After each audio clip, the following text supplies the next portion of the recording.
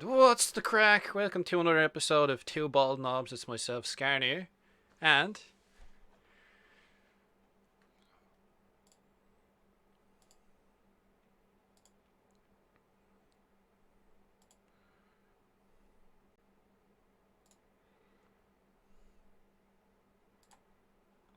oh Jesus.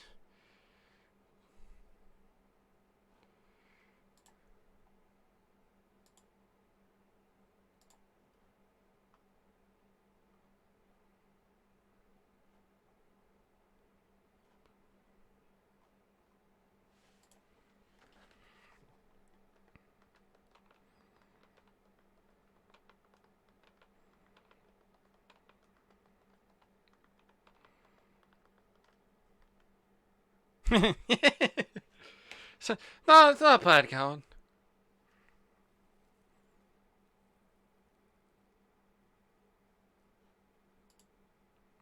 Dodging some bullets then.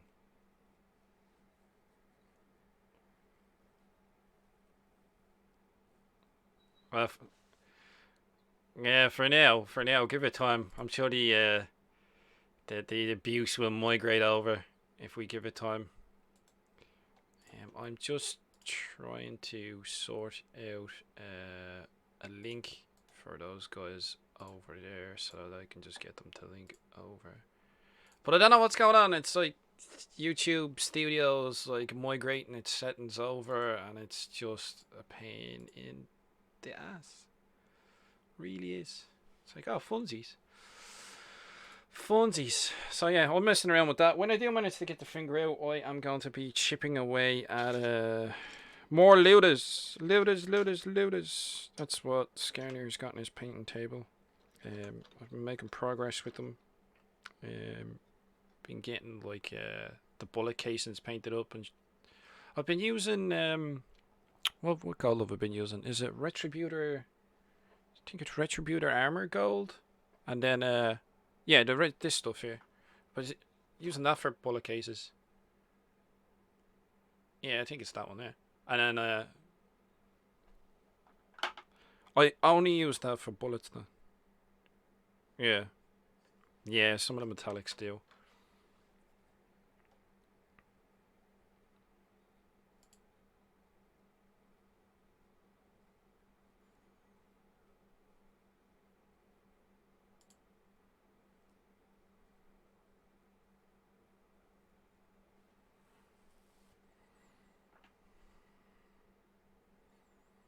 Hmm. For other metals, I use this, like, which is a Forge World airbrush paint, Castellac bronze. It's like the old tin bits. It's pretty much is the old tin bits.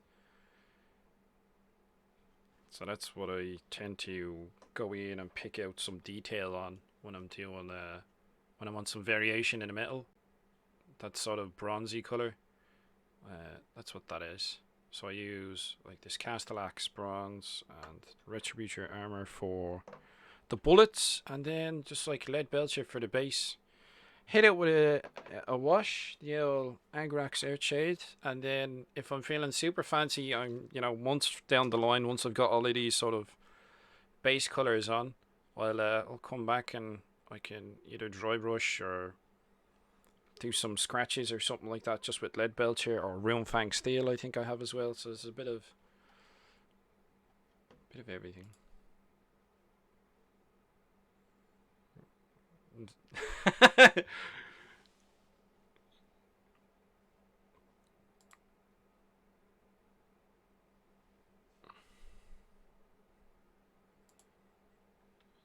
Same, yeah.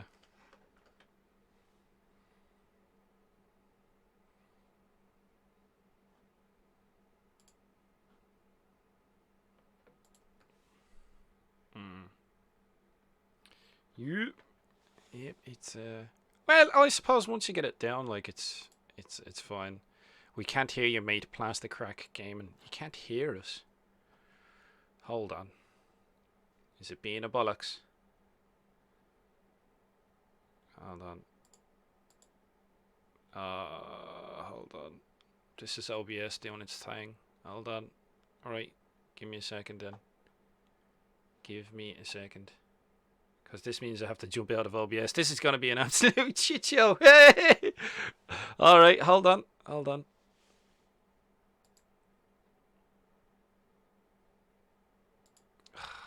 hold on. Bear with me. Do you want to talk now? See if it's working now? Testing. Boom. We only have scarce audio. Can I hear 6 plus Stevo? I think it's because maybe we didn't have the call up before we started the old stream. They should be able to hear you now. Should be in the keyboard here. Hand and finger symbols. Right, grand. I take it everyone's sort of jumped over from the other stream at this stage. I think it seems to be the way. Yeah, and grand. All right, grand. Right, well, we're over that unmitigated disaster as always. And can you all hear me? Yeah, someone said, "Oh, turn him off again." No, I can see now. It's because I was distracted trying to fix other things. I wasn't keeping my eye on the audio levels there. What we were sort of chatting about, guys, was I was saying, hello, by the way, because you didn't hear my hello. So yes, hello, I'm here. You can hear me.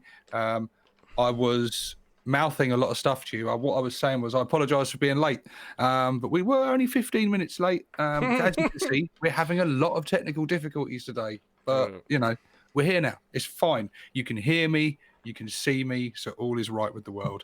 You know, for those of you that got strong constitutions.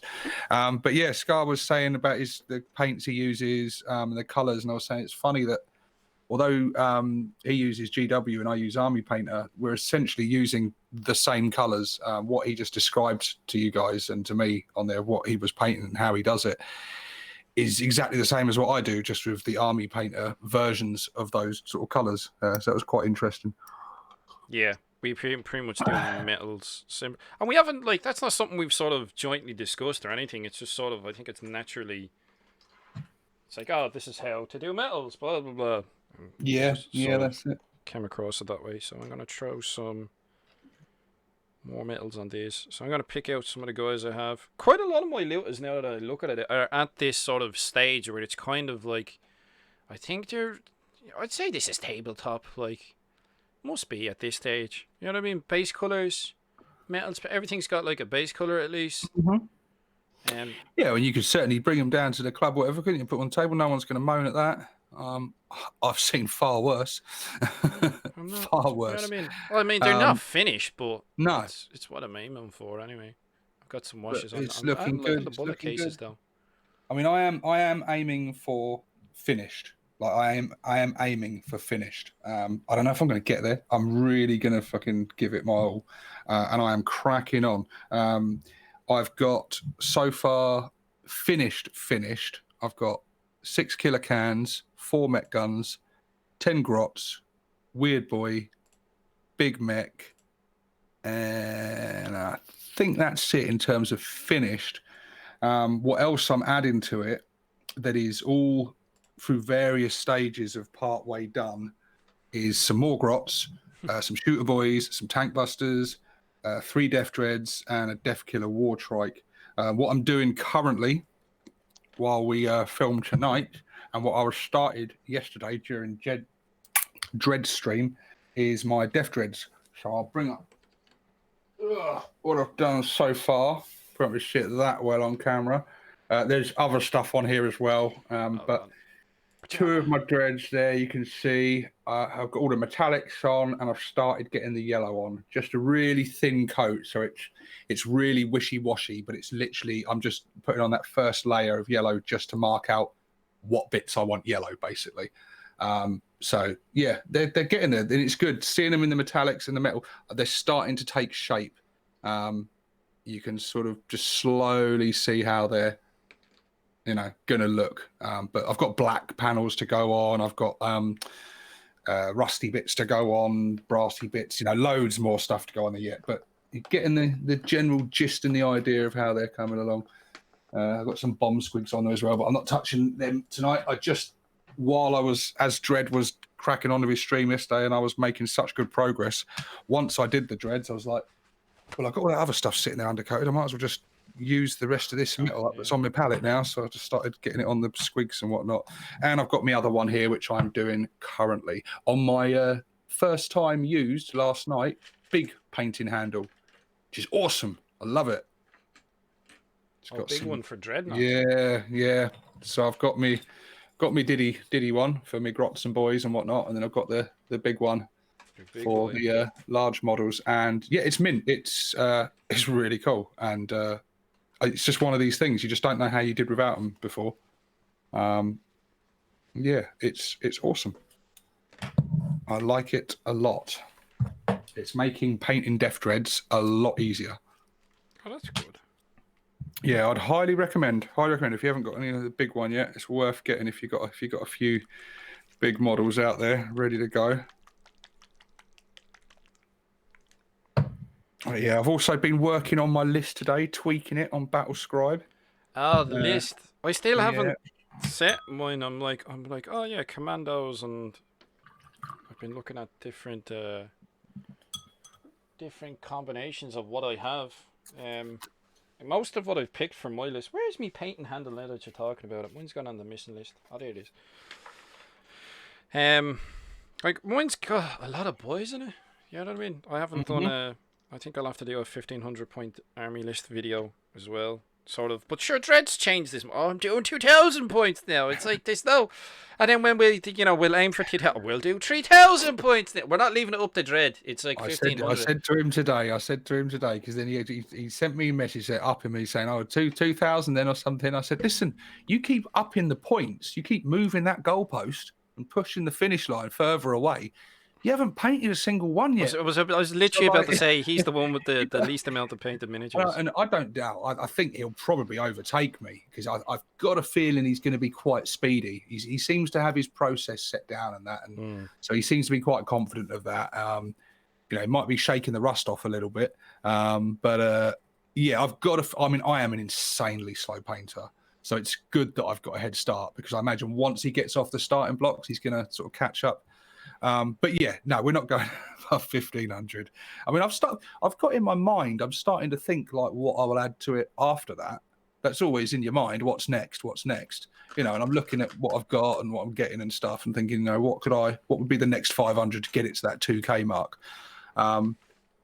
Yeah, I can't even, just can't give that any real thought at the moment. I just can't. Yeah, I'm kind of just worried. 1,500. I mean, I'm now sitting here painting 3 Death Dreads, which a couple of weeks ago I had no intention of doing until the 1,000 was done. But my hand was forced. But yeah, my list isn't finalised yet. The basics of it is, it's just a little bit of fine tuning and tweaking of just some bits. I threw it all together today. And I think it came to 1,498 points with everything I am intending to have painted.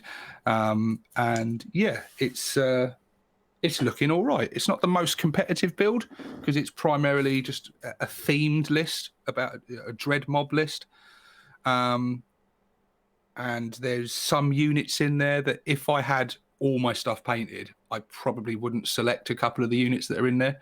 I would have selected something else for a competitive game. Yeah. But, I get you. But I'm making the best of it, and it's not a shit list. I think it's going to be competent on the table, and so yeah, it's going to be. It's going to look good. I think I've just got a good. It's the sort of list I've always been wanting for my orcs. It's the sort of thing I've always dreamed of having. Is that dread mob. And so, yeah, that's definitely the theme and direction I'm going in, and I'll stick to it after that as well. When it does grow beyond the 1,500, I will continue that theme on, and it's all about the stompy shooty. Well, I think having a team list is going to be fine because from what I gather from all of us, like me, you, Dread, and even Dim, I don't think any of us has specifically gone for like a super meta build, so nobody's leaning into like super competitive, so it should be fine in that regard. You know what I mean? Yeah, I'm sorry, I'm losing my train of thought because old Dread's he's getting the old violins out of there. I'm Looking just for the reading the sympathy vote. comment section. Yeah, I don't know. Everyone's jumping in his corner. He says, I'm the black sheep. Well, it's because you're not a clan, mate. Yeah, it's because he's a freebooter. Yeah, what I really like though is that between the four of us, all sort of aiming towards this same goal, of getting a 1500 list ready, so we can do these battle reports and have some good games going on of doubles and play each other, and it's going to be good. But what is really good is that all four of our lists are very different. They're all completely different style of lists. So you've got probably the most traditional style boys before toys list. Lots and lots of boys, lots of bodies on the floor, big swarm army. Boys backed up with commandos and looters. I'm going for a dread mob. Dread is going for a more speed freaks style army, so he's kitting out with like battle wagons and death copters and fighters and stuff. So he's going for also a mechanized list, but a very different mechanized list to mine. And then Dim is the hobby git is going for a full-on grot mob. So there will not be a single orc in his army. It's going to be grot tanks, mech guns, cans, and grot mobs as far as the eye can see. So it's going to be very interesting and just really cool because you see a lot of very samey lists online, don't you? Battle reports and stuff. When people are playing the meta, you see those same lists reappearing over and over and over again. So it's going to be very interesting to see these four very different orc armies going at it. Well, 3 orc armies and 1 grot army. Yeah, it'll be a good laugh. I think I've sort of taken the same sort of direction that you have, where it's like, oh, what have I got? I didn't specifically set out. I'm not like, oh, I'm making our core army list. It's like, oh, we want to play games with fully painted miniatures. What have I got painted already? That's it. It's pretty much like my army composition. What units do I have painted? It just so happens to be mostly boys at this stage.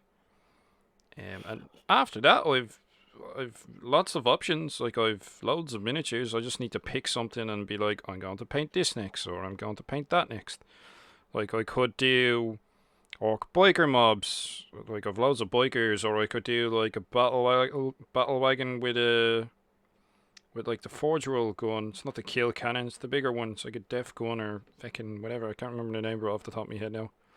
I've other bits and pieces. I think I'm going to continue. I'm going to continue to, once the list is done and I'm still adding things to the army. I think I'm going to continue to paint the things that I just like, that fit the theme.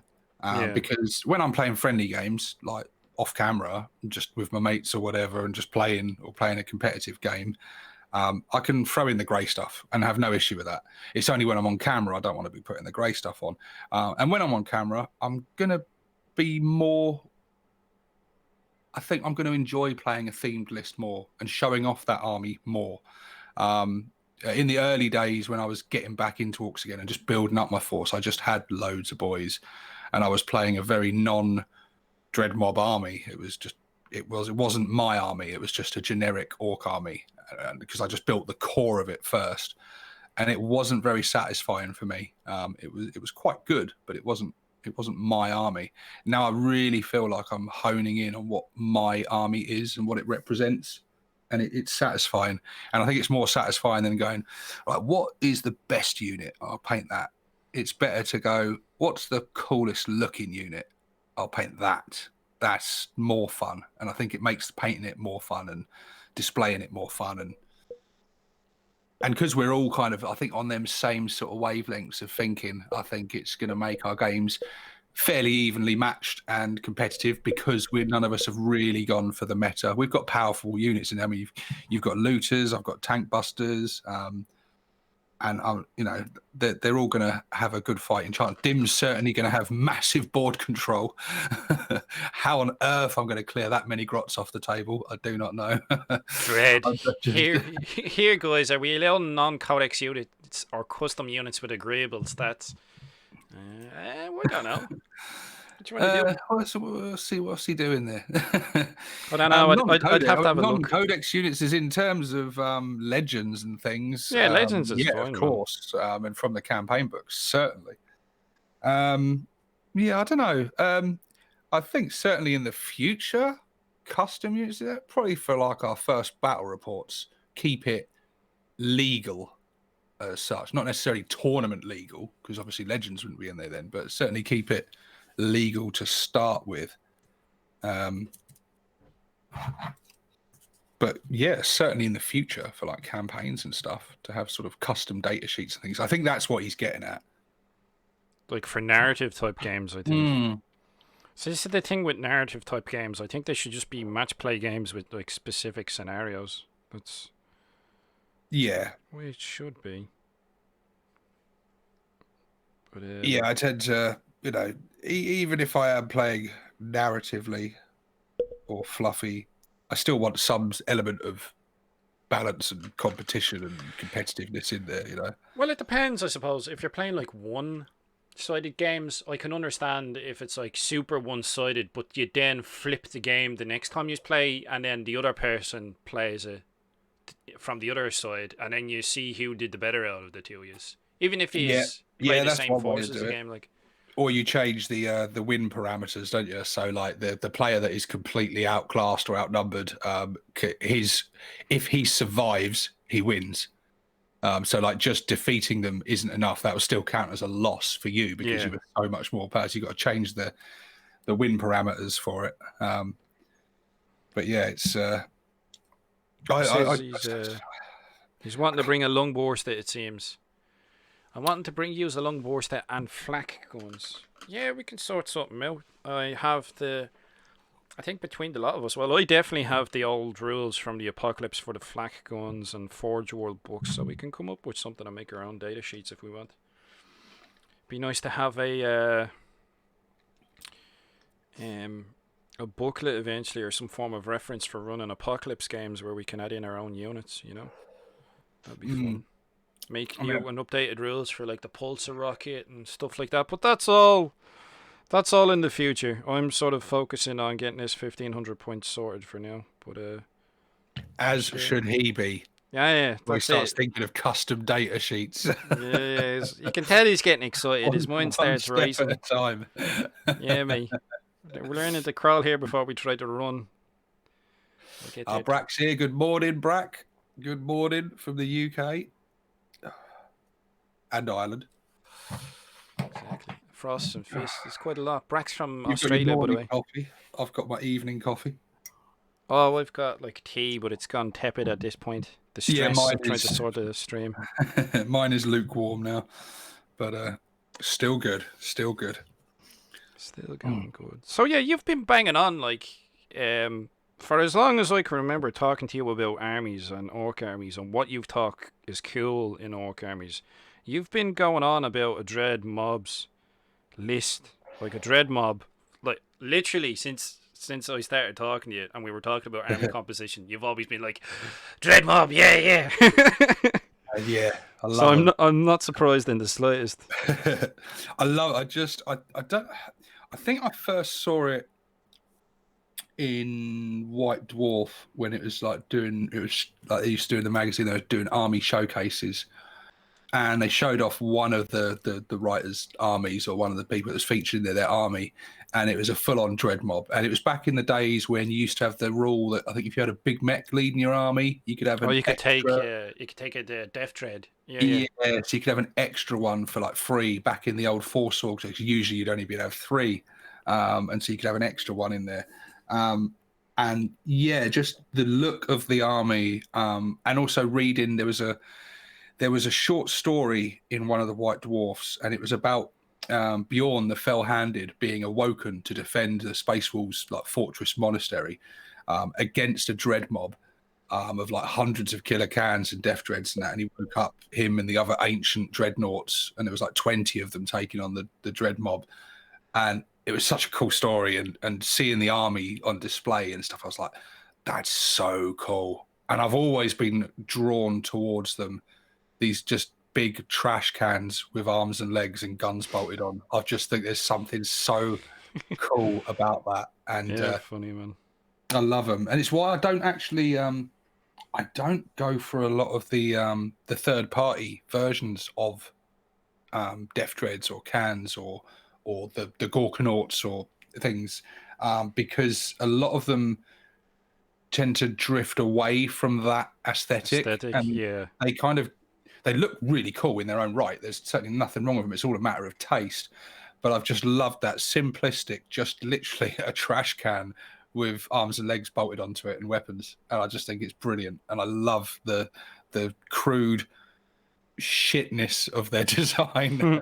But at the same time, they look absolutely savage and brutal, and just you can just imagine the smoke belching out of them and the stomping and the sounds of their clamps going and the whirring saw blades, and just lore wise and aesthetically they just do something to me, and I love them. And they fit with the Bad Moon sort of feeling of flashy stuff, and you can imagine Bad Moon big mechs having death dreads and stuff, and a big dread mob as a big status symbol. And the bigger the dreads, you know, leading all the way up to stompers and gargants, is just like the big status symbol. Is in like, it's like pimp my ride, you know.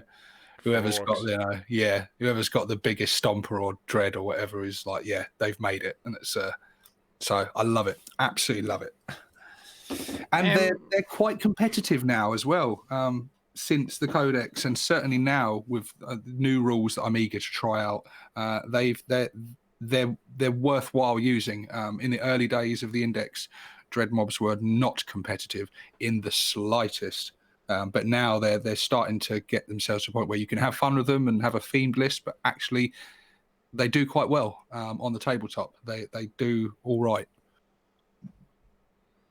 I used to rock a fair bit myself. I used to, back in my 5th edition days, I used to like changing up my army list. So there was a few times where I'd be like, I'd bring 2 big mechs.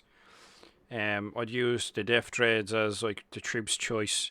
And my heavy support slots, so I'd take like 3 units of 3 killer cans. So you'd have the cans, you'd have your big mechs with custom force fields, you'd have your 2 Death Dreads. I used to like bringing that as well the odd time for the shits and gigglies, and they've always looked cool to me. Like, what are you mostly doing? Like the newer plastic ones? Because I think quite a few of what I've got in like me storage mothballed away is I've got I think I've got more metal ones than the plastic miniatures. Yeah, all 3 of my Death Dreads are the new plastic ones. One of which is, well, I don't think any of them are standard. 2 of them have had minor kit bashes, mostly with like killer can parts. Just swapping some of the weapon options around and stuff, because I love the interchangeability between cans and Death Dreads with the new kits. You can just swap the arms around and things just so easily. They're made to fit. And so, yeah, the can box comes with some cool options in there, drills and stuff. So I like to put some of them on my dreads and swap the weapons around to get some more variety. This one I'm painting now, this is the one I was building on your build off a long time ago. So he's finally finished. So he's come along. So I've added some wiring to the back of him and stuck some extra armor plates. And I've got there's bits on him I can't even remember where they came from now. I've got one of the custom Mega Blasters is off the Morkanaut. I've got some bits on his shoulder pad, which I think come from the Battle Wagon. And there's a little bit from a mech gun on here. The faceplate is from the Morkanaut. Oh yeah, his claw is one of the gun options from the mech gun kit. Because I just like the way it looks, like a sort of a cutting blade or a welding torch sort of thing. And I thought that kind of looks like a claw. So I'm like, yeah, that's going to be his claw, because I just wanted him to look like he's not a mecha dread, but he's a mech dread. So he's sort of like a mech in a dread. Yeah, basically, I envisions that the other 2 there are boys in them, but this guy is a mech that's inside there. So he's got 3 custom Mega Blasters and a kill saw, and he's just got sort of extra mechy sort of gubbins on him, and he looks a bit more crazy. So he's in a nice stomping motion. So he's kind of just a little bit more off his head, this one. And he does very well for me in game. He does hurt himself sometimes with them custom Mega Blasters, even with the rerolls of 1.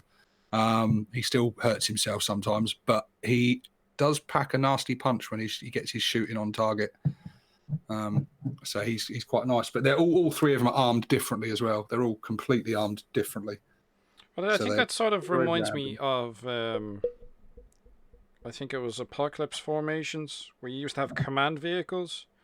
I Yes. specifically remember something like that. So, if you end up, running a campaign or something like that, having rules for him being a mech in a dread as like the command vehicle, that'd be cool. I'm sure Mm, people can house brew stuff up like that. You know what I mean? yeah, that would be cool. Don't be afraid to have fun with the game. Did I make an absolute? But no, it's alright. Never mind. Trying to see where I'm getting paint on this key.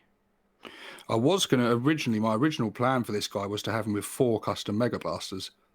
The And DACA dread. yeah, Yeah. it was literally just going to have 4 custom Mega Blasters.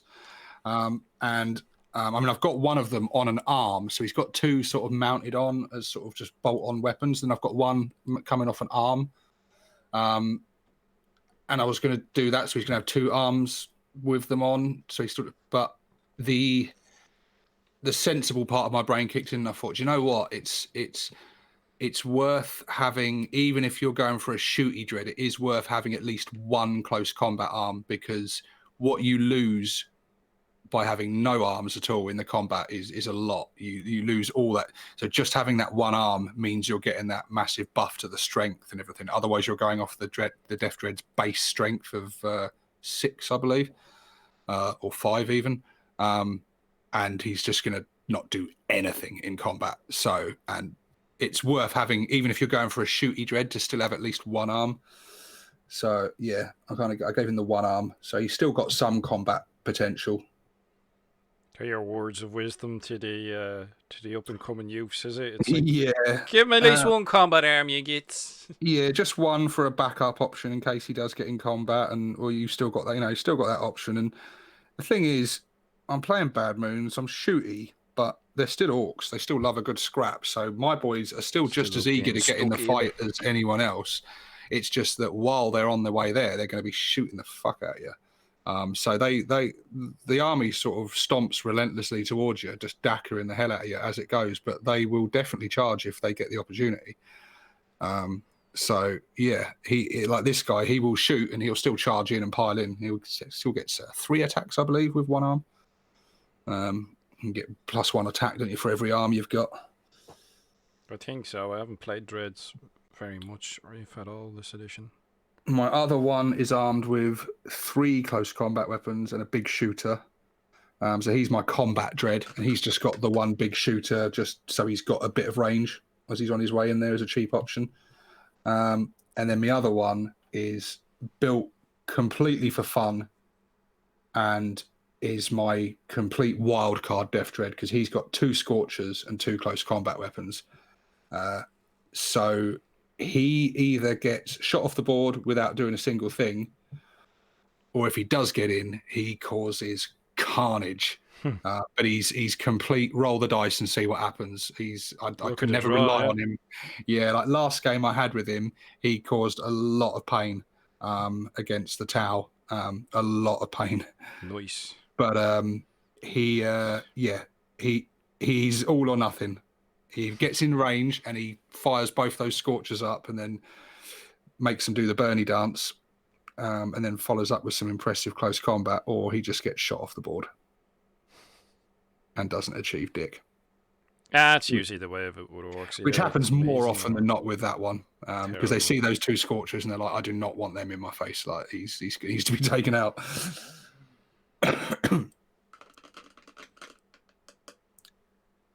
It'd be good crack, all right. Good crack. I suppose I could put Dreads on my list if I wanted to, but I don't know. I haven't decided what to do for those final few points. I'm still kind of, I think, like the basis of my army I've sort of got down, but I think it's around 1,200 points. It's like, what have I got in it? There's like a Weird Boy, I've got like a Pain Boy, I don't have a War Boss actually. I think it's a Big Mech with the custom force field. It's like Weird Boy, Pain Boy, Big Mech with a custom force field. I used the knob with the WAB on it. I feel like your list would benefit from a war boss because you've got a lot of boys in there, haven't you? A lot of. Yeah, but that's what I do with the WoW banner knob. Is I buff him so that he gets a warlord trait.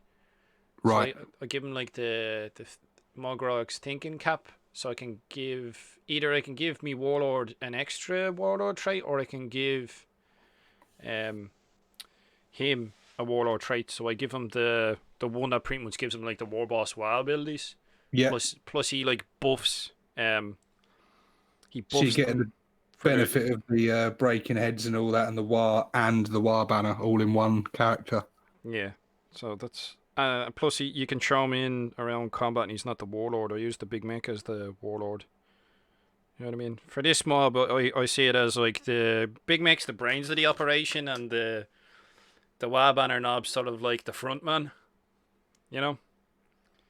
I I, get you. I reckon if they went around the galaxy long enough, the WoW banner knob would become a war boss. But he's not quite there yet. He's not captain stage. He's like sergeant or lieutenant or something like that. I'd probably have to give him. See, I don't know. I can't give him. I don't want to ruin his aesthetic. I have him here. I could give him. I think if I'm gonna be giving him like the relic Morgrog's thinking cap, I might have to green stuff on a cap for him. That Yeah, might a little look alright. beret or a cap or something. Yeah, Yeah. definitely. Like I can green stuff berets. That shoulder needs a bit of touching up there. Well, you've got some Imperial Guard like tank kits and stuff knocking about, haven't you? I mean, you could read through those bits and see if you got one of their heads in there and just slice off Nah, the hat and be mount too one of them on small. there. I'd have to do a. Yeah, but that might look funny. Put it at like a jaunty angle, sort of off to the side, like it barely fits on top of his head, like he's literally just pulled it off a dead Imperial commander and slapped it on his own head, Stuck it on his ripping all noggin. the stitching out and that. Like. True that. We'll see. We'll see. I haven't decided yet. But I just have. I'm not supposed to be painting this guy yet. I'll finish him another time. I just saw that some of the paint. I was like, oh, that needs to be touched up. Well, I have the paint out. Speaking of WoW banner knobs, how's your one coming along? I haven't started getting it out of plasticard yet, but he's here. But I got the final design done. Nice. I used, like I say, I raided through the kids' arts and crafts supply because they got some sheets of like A4 coloured card, and I was like, oh, I can actually not just cut the sort of the rough template out and try it out. I can actually do it in the colour scheme I want. So I've got a sort of a 2-layered approach. So I'll have the back sort of chunky layer painted in black, and then the front layer painted in yellow. And then I will add, this looks very clean at the moment like this because it is literally just the template. Obviously, I'll apply battle damage and rivets and bullet holes to it and things. But yeah, that is the basic design, and we've got the shape of it. And I like just getting the pose of the guy ready. So I've got to do quite a bit of work to him yet. It's just the sort of the core of him. I've got to customize the gun because that's not right yet. I've just got the sort of the rough aesthetic of it. And he's going to be armored up a lot more. So I'm going to get some shoulder pads on there and some accessories on the back, and possibly give him a top knot. I don't think I'm going to, but possibly. So you're in like the rough concept stage at least. You have a visual direction of where you're going. He's there. That is the core of him. That is basically what he's going to look like, but better. But yeah, the thing is, I very rarely use a knob with wire banner, unless I'm running a completely different army to what I usually use. If I'm running hordes of boys, a wire banner is kind of a must. I do occasionally take him. Sometimes if I'm using my knobs, I load up knobs in a truck, and then I like putting the wire banner in with them, running them up the field. I usually got like a big squad of knobs all armed with big choppers. So with them, they're all hitting on 2+s. They can be quite nasty. But yeah, I don't often use him. He's quite pricey, isn't he? Knob with wire banner is pricey. It is a bit pricey, but I think when you make your own WoW banner knob, you sort of want to bring them. Like I said, we're not aiming for.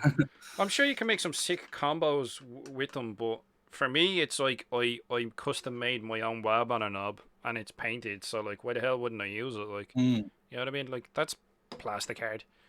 I just got like 2 layers, so that's 1 layer, and then I just drew out the rough shape on paper first, and then transferred it over to plastic card, drew it out, That's one layer of plasticard, and then the back of it, it's another layer of plasticard, and I just chipped the absolute bejesus out of it, and made it look like it's riveted together, and then a couple of pieces on the side, so that I had some form of like connection to the pole, make it look like it's been bolted in or bolted through, and it looks the part. You know what I mean?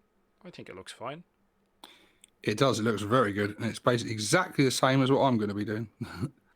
And try not to dip the horn in the paint pot.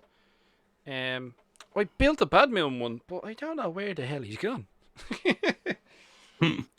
I did some really nice plasticard work on a Bad Moon one, and he's got something like that. I give him some extra bells and whistles. I give him like a grot backpack, the one with the ammo, because I was like, oh, you know, you're trying to think Bad Moon. Who in the fuck is... I don't know what the story is with me phone tonight. It is literally hopping off the bleeding hook. I remember when you were doing that. I remember when you were doing the Bad Moon one. You did the Blood Axe one, then you did the Bad Moon one afterwards. And I remember for a while there, you were considering making one to represent each clan, which would I still think would be a cool thing to do. Oh, it's probably just still for the, in the you know, works. for shits and giggles. Getting there. I've actually started to get back and start doing projects again. So I've been starting to do a bit of progress on the grot tank. So, you know, it happens. Oh, you said it. Hold on. You said it. Boop, boop, boop. There we go. If I dim the light, you can actually see. So I put some teeth on the front of the grot tank, and then I've actually started to decide where the running gear is going. So it's only a small oh, I blacked out the engine and the engine compartment. But last night I was whittling away. I wanted to put like another disc under the turret, so I can get a bit more. I'm gonna put this paint pot out of the way for a second. I put another disc underneath. I'm thinking I want to just give it a bit of clearance so that the turret can move between the engine. Because there's at the back there tends to be a bit of an issue. Say if I take that disc out, it sort of catches at the bottom of the turret. So I'm giving the turret a little bit more height. Mm-hmm. I'm gonna stick that on top. I'll probably put like rod through it or something like that, and then that'll be the turret turning sorted. Need to do a gun on the front, but I'm doing I'm just sort of brainstorming what I want to do with the running gear.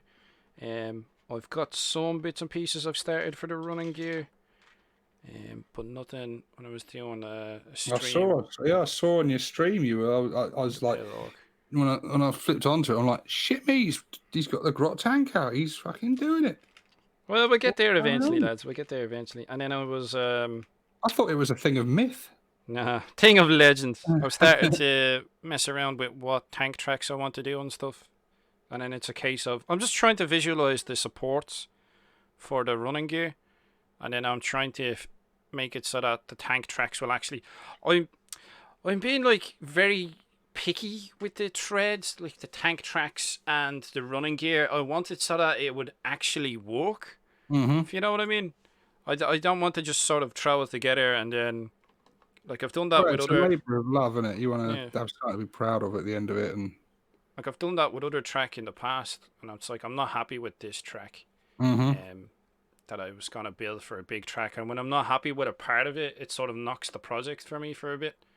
But yeah, I like making it as individual pieces because you get it visually. For me, it looks better because you get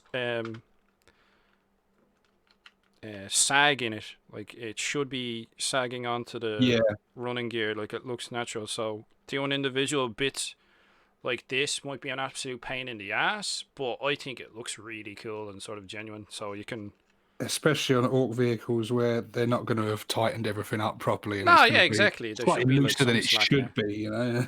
I'm sure some people will be like, "Oh, it's too sort of symmetrical." It's like, yeah, I get you, but in order for it to actually work, you know, it would have to be somewhat symmetrical or beaten into shape. But that's just me being specifically picky with the gear. You know Yeah, what I some mean? people take the whole orcs think it will work, so guys they take that almost like too literally sometimes. Yeah. It still has to kind of work to some degree, you know. Well, for me, yeah, for me, but each to their own. You know what I mean? I'm sure some people would just like mount grot tanks on rubber band tracks and away they go, but I don't know. Well, I'm the thing being is, over picky, but I'm getting there. I'm going into lore territory here, but in that whole lore is like, you know, if the orcs believe it enough and there's enough of them and they believe it, and then it will work. Um, that's how it works. But in order for that to happen, the orcs have to initially believe it's going to work. So if even an orc looks at it and goes, "Well, that ain't going anywhere," then it's not going to go anywhere because they don't believe it, and they can't. They don't consciously do this. They don't consciously sort of know that they have this ability. Um, it just kind of it happens. So it's not like they couldn't look at something with like, you know, all the wheels being taken off and go, well, it'll still go. No, even an orc will realise that, oh, we need to put the wheels back on, you know, for this to work. Yeah. But yeah, it's so I think people sometimes take that whole thing A little too literally. yeah, and a little Yeah. too far in that direction, and it starts to get in the realm of silliness, which I know is kind of a funny thing to say when you're talking about orcs, but there is boundaries. There is boundaries. They're a lot more easier going than human boundaries, but there are still boundaries. Yeah. Yeah. I think some people just like the sort of literal interpretations of stuff. And I think that's the beauty of orcs is they're very moldable to your own sort of vision. Mm-hmm. Quite a lot. I think more so than any other 40k faction. They're very mutable in that sense. And if a war boss wants his warband to be a specific way, they'll be that way because that's how it works. You know what I mean? Because he's the biggest git, so they'll listen to him. So if he says he wants them all to wear purple camo because it'll make them invisible to the enemy, that's what they're all gonna be wearing. Like, oh, the boss is dead sneaky and killy. Yeah, he must be right. You know what I mean? So there's having confidence in yourself, and then it's a big difference though between believing that purple camo makes you sneakier and the truck without any wheels is gonna drive. It's like, nah, mate. Nah, mate. I'm just looking at the comments section. Dread's saying about he's working on his scratch built / kit bash Deathcopter to finish his list off. It's made from a garden hose part. He sent me photos of this today, and it's a very clever idea because it looks really cool, and I can sort of already visualize what it's going to look like when it's finished. And yeah, it's a very clever use of a garden hose end to make a Deathcopter. So yeah, that's gonna be cool. I'm sure he will show it off on the channel soon. Sean Hope says it also works the same with ammo. If they believe a gun will fire, it does, which is why Umis can't use orc weapons. Yep. Marcos Castellanos says way to use the garden hose, Dreadwire Gaming. Gar Zinky says I think GW made up that law to explain away their shite trucks and buggies in the early days. Yeah, they weren't the best, were they? They were good for the time, you know. I liked them at the time, but yeah, they even at the time, some of those miniatures were like, sweet Jesus. Because I remember that when I was in the 90s, going into the Games Workshop and looking at like the orc war buggies and like the trucks, the orc trucks and the scorches. It was like the vehicles were all right, but the crew for them were naff because they didn't look anything like yeah, the crew looked dated even then, didn't they? Yeah, even back in the 90s, the crew were like, ugh, what's going on here, lads? You know what I mean? Well, they were very, very shortly followed up by the new boys kit, weren't they? But we now still have virtually unchanged, and that just sort of heightened the difference between them, didn't it? And we were stuck with them for quite a while. Yeah, there was a stark contrast between the current boys and even those vehicles back in the day. But I think a lot of them old vehicles can be with some slight modifications You change the crew for one. That's kind of a must. Change the crew to some of the newer boys, and a little bit of modifications to the vehicle itself, just with a few additions of things. You can sort of make the engine look a bit better and just sort of make it kind of look like it works a bit more. But it doesn't take much to make those old buggies and things look, bring them up to date and make them tie in with the modern range. I can even remember back in the day, like people doing that. Even just the crew change was a massive difference. Oh yeah. Because, like you say, it's the crew is the worst part of those things. Isn't Yeah, it? it's the weak. It was the weak link of those models. So just changing over the crew to the current orcs, was a massive improvement, definitely. And the same with the warbiker as well. He was a bit naff. But the warbike itself was fine, so you'd see that as well. You'd see a lot of folk who changed over to the newer orcs crew, and it made visually it tied them all in, and it was fine. It looked the part, and then you'd have all the other conversions and stuff going on. I suppose like Gorkamorka really helped in that regard. It was sort of big time, the era of converting stuffs. That's when the buggies and trucks and stuff really, the conversions really went wild, isn't it, through Gorkamorka? They were mad. Actively encouraged that kind of thing. Hence why it's still going pretty strong today. I think that's where a lot of it comes from. A lot of that culture sort of stems from back when we didn't have a battle wagon for ages, so you had to make your own. You're in a on Facebook, aren't you? In a Gorkamorka group? Oh yeah, we've a Gorkamorka page on Facebook, but it's specifically for just for Gorkamorka stuff. I see there's a lot of members in there, and there's a lot of a lot. You can see there's still a lot of enthusiasm for that game, and a lot of people still have fond memories of Gorkamorka. Yeah, some folk are still playing it.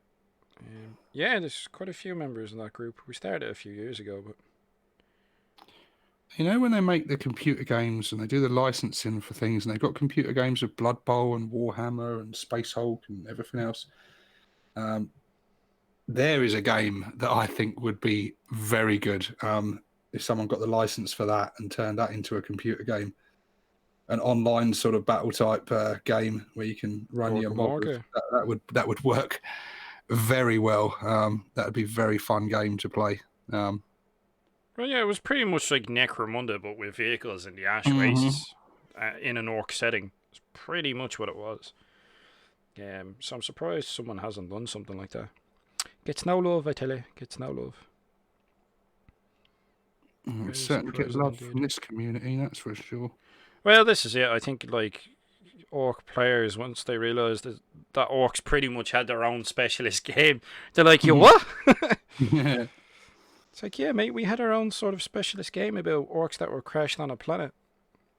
And just, it was out in the desert. It was pretty much Mad Max with orcs in 40k. It would be the simplest terms to sort of describe it to someone who's never heard of it. What's Gorkamorka? Mad Max with orcs in 40k. Boom. There you go.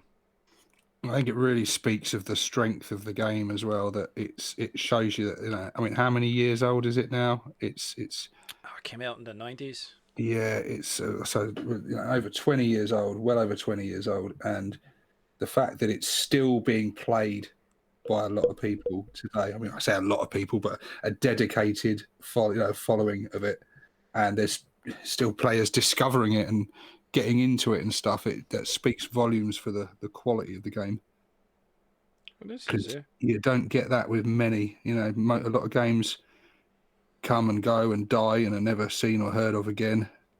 Might be spoke about in sort of fond memories, but they're not sort of still played.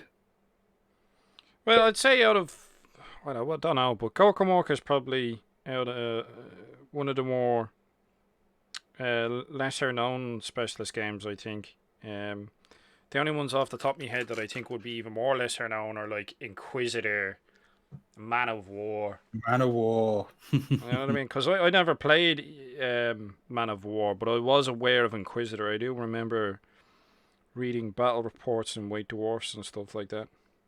I always wanted because I used to like the scale of Inquisitor. Obviously, the larger scale miniatures, weren't they?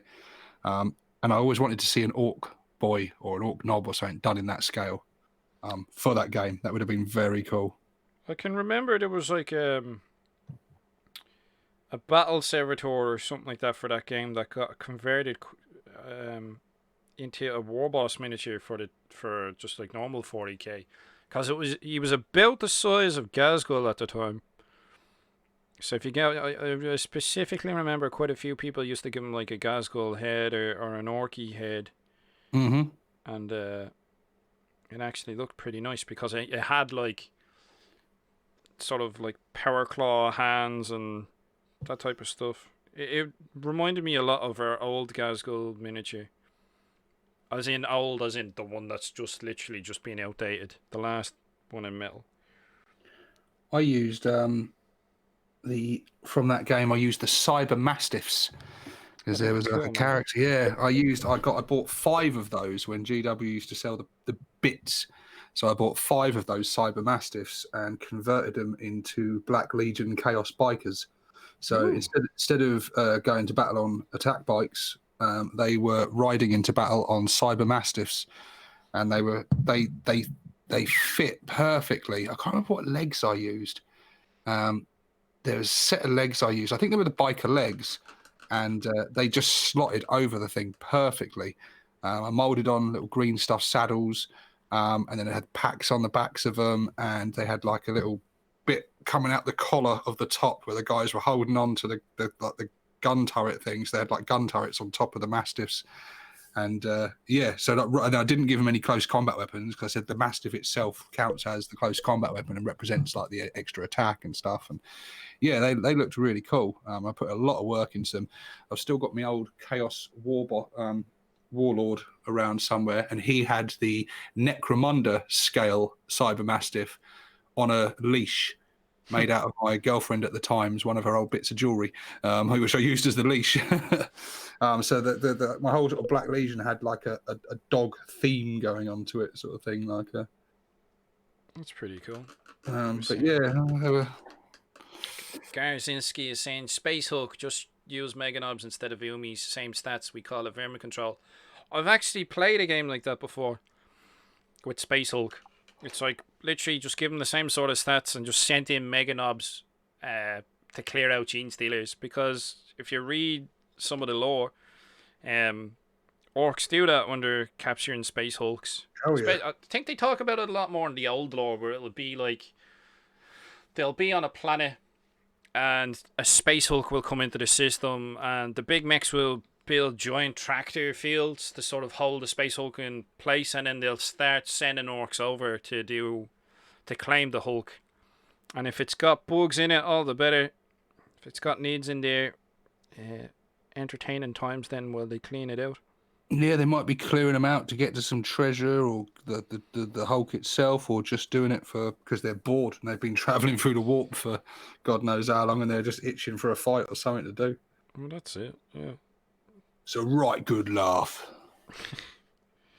Get stuck in, and there's quite a few stories as well about like demons breaking into Hulks or ships with Orks. Normally, normally the Imperials will be shitting themselves because their fucking Geller fields went down, but the Orks are like, grand! Something to keep us entertained, lads! They have a right laugh, don't they? Like those, I remember reading the stories about it. One of the weird boys on board, the head explodes or whatever, and demon rips out of his skull, and you imagine, like you say, on a human vessel or something, it's terror and fucking carnage and people screaming and losing their minds. Orks are just way pointing and laughing at the one it just happened to, and then proper fun. Yeah, I could imagine Orks like weird. I could imagine like a group of weird boys being like that when one of them's head sort of explodes. That they'd be like, do you ever get that moment where someone drops a glass in a bar and everyone just sort of points? Yeah, I reckon Orc weird boys would be like that. They just take the fucking piss out of each other. Definitely. He fell over. Yeah, something like that. They're just the football hooligans, aren't they, in the pub on like That's it, man. Saturday or whatever. Football hooligans in space.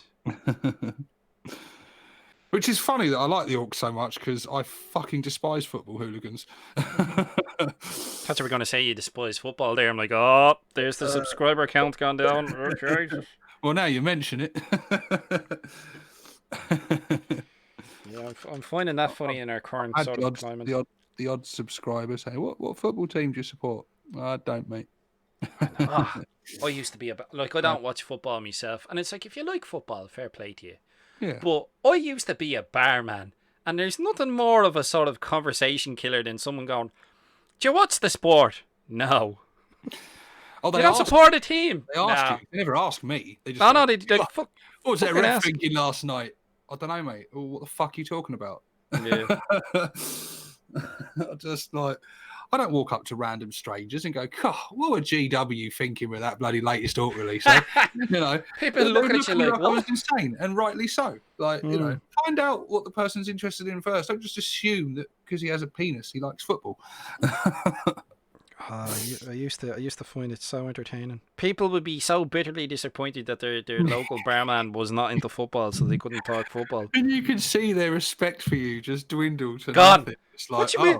What you mean you don't watch football? You're one of those, are you? I'm just not into it, mate. You know what I mean? I'm like, I'll watch the World Cup when it's on, but that's about it. People watching from stateside and Australia, etc., like might not understand that just like in the UK and well, a lot of Europe, like how big football or soccer is. Like it's like people's like whole fucking lives. It's like a religion. It's like it literally is like a religion in and of itself. And it's just on another level, and it's literally to the point where literally they assume that the whole male population, if you, what's wrong with you if you've done like football, there's something wrong with you if you're not into it.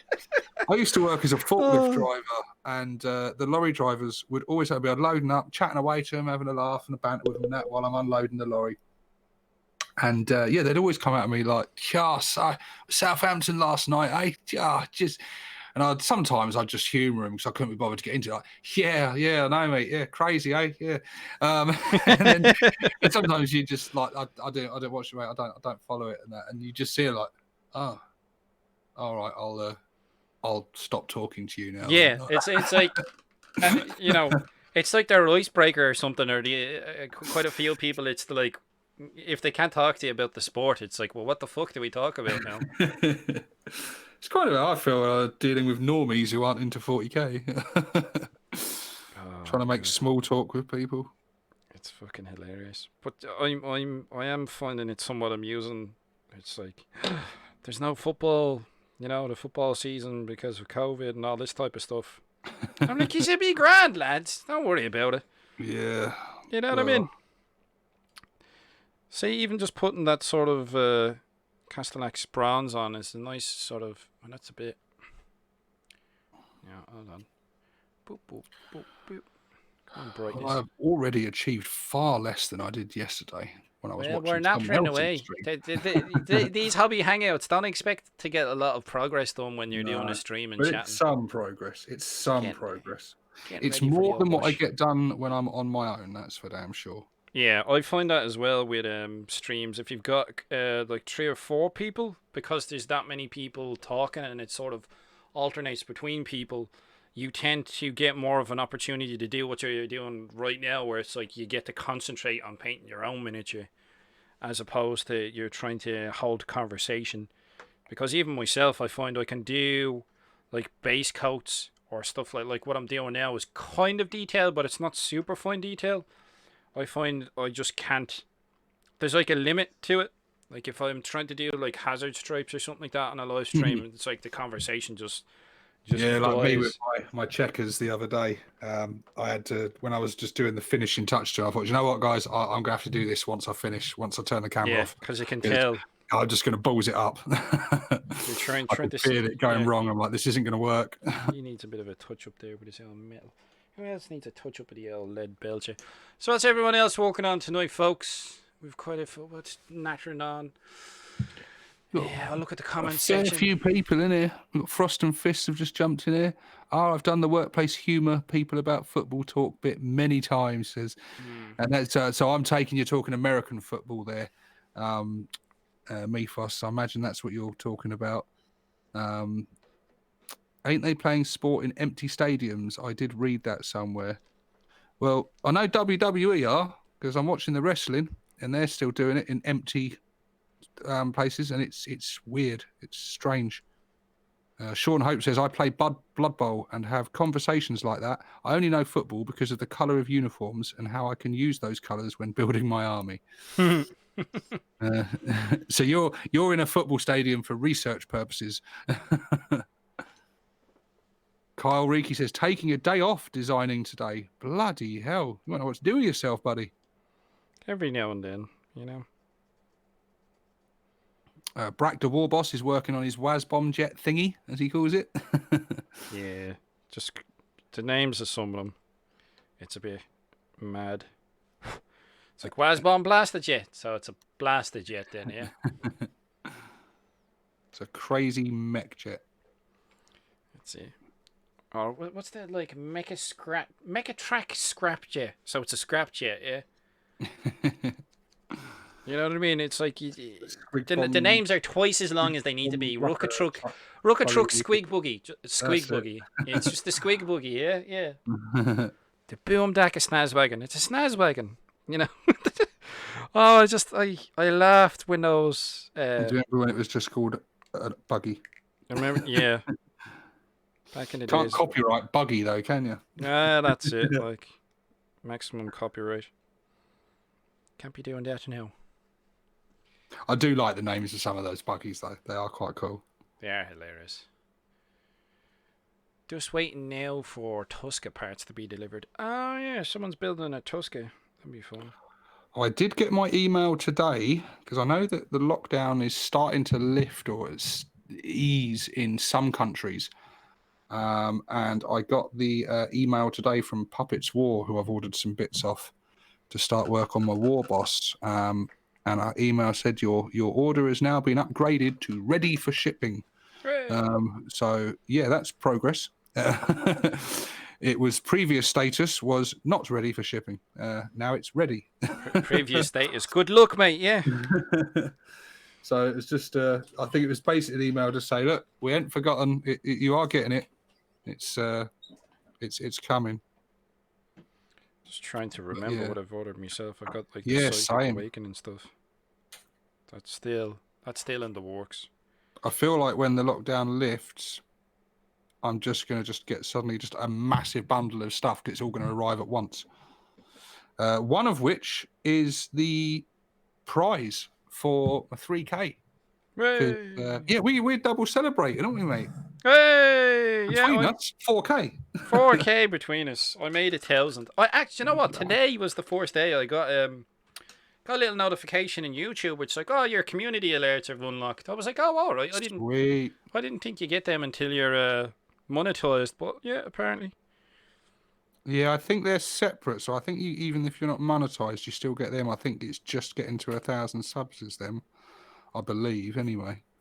So, like, there's help. You know, I wasn't too pushed about getting more subs into 1,000, but there are helpful things you sort of unlock for your channel if you're thinking about getting into YouTube. When you get to different levels, you can unlock different things.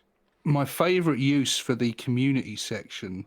It's nice that you can just post little updates and stuff. That aren't videos. You can post pictures or whatever. You can promo stuff and things, but what I really like about it is being able to promo others' work, other videos and channels and stuff. That's really handy. It's nice being able to, if someone needs a little shout out or whatever, or they've just done a video or they've launched a new channel or whatever, you can post a link to it on your community section so it appears on your channel feed, and just lets people know that, look, there's this new Ork channel out, or this guy's done a really cool video on this, or if you've featured on someone else's channel on a video, you can then post a link to it on there, and it's just a handy little feature to let people know a little bit more, and it's a cool thing to have. You can do little sneak peeks, let people know what's coming up. Eric says he finally made it. NOBZ Hobby Corner is saying, I haven't had a hobby doing feeling for a while. Think uni is stressing me out. It happens to us all, mate. Like, look at me in regards to painting. Up until recently, I was not arsed painting my miniatures at all. The same with the grot tank. Like, I find that it comes in in waves, sort of. It's trying to slog through the dip in motivation for a hobby. Like, 'cause sometimes life, either a job or you know other stuff, sort of knocks your mood in regards to doing hobby. But I find myself doing these types of hobby hangouts, or even sort of watching and participating in them, um, gets the hobby going for me. But I'm sure it's different for different folks. But yeah, it comes and goes for all of us, mate. You know what I mean? I've literally just been forcing myself to do it.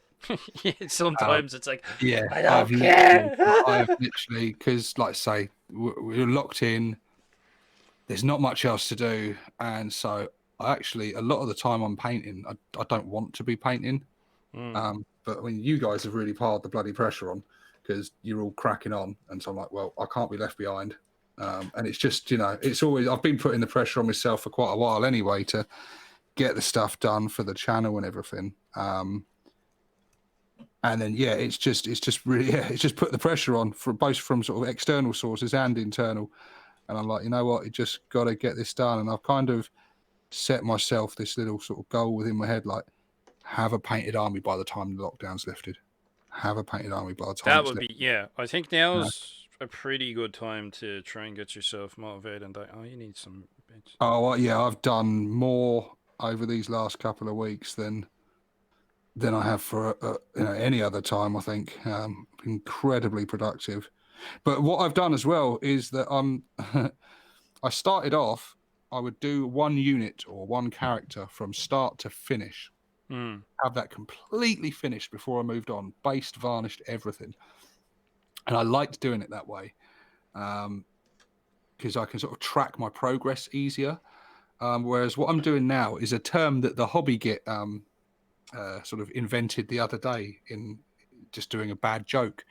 Because we're always talking about procrastinating. And I said, well, I sort of am procrastinating, but because I keep doing a bit of this miniature and then doing a bit of this and then a bit of that, but they're all part of my 1,500 list. And he said, oh, so you're procrastinating then? Yeah. I'm Yeah. like, I like that. So yeah, I am. But it's helpful because it helps keep me motivated because I'm not getting bored doing it. As soon as I get to a stage, I'm like, oh, I don't want to do that next bit yet. I'll just go, right, I'll start painting them up instead because they're in the list anyway. So it's all, I'm dipping in and out of doing all sorts of bits, but it's all getting me towards that end goal. So it's kind of handy keeping my interest that I can just do different bits all the time, but still be making progress. I'm like that naturally myself, because even as I'm digging out my looters here to see what needs to be done, like, there's different stages. Like this guy and I think like 4 other dudes, I was breaking them down into batches of 5, or yeah.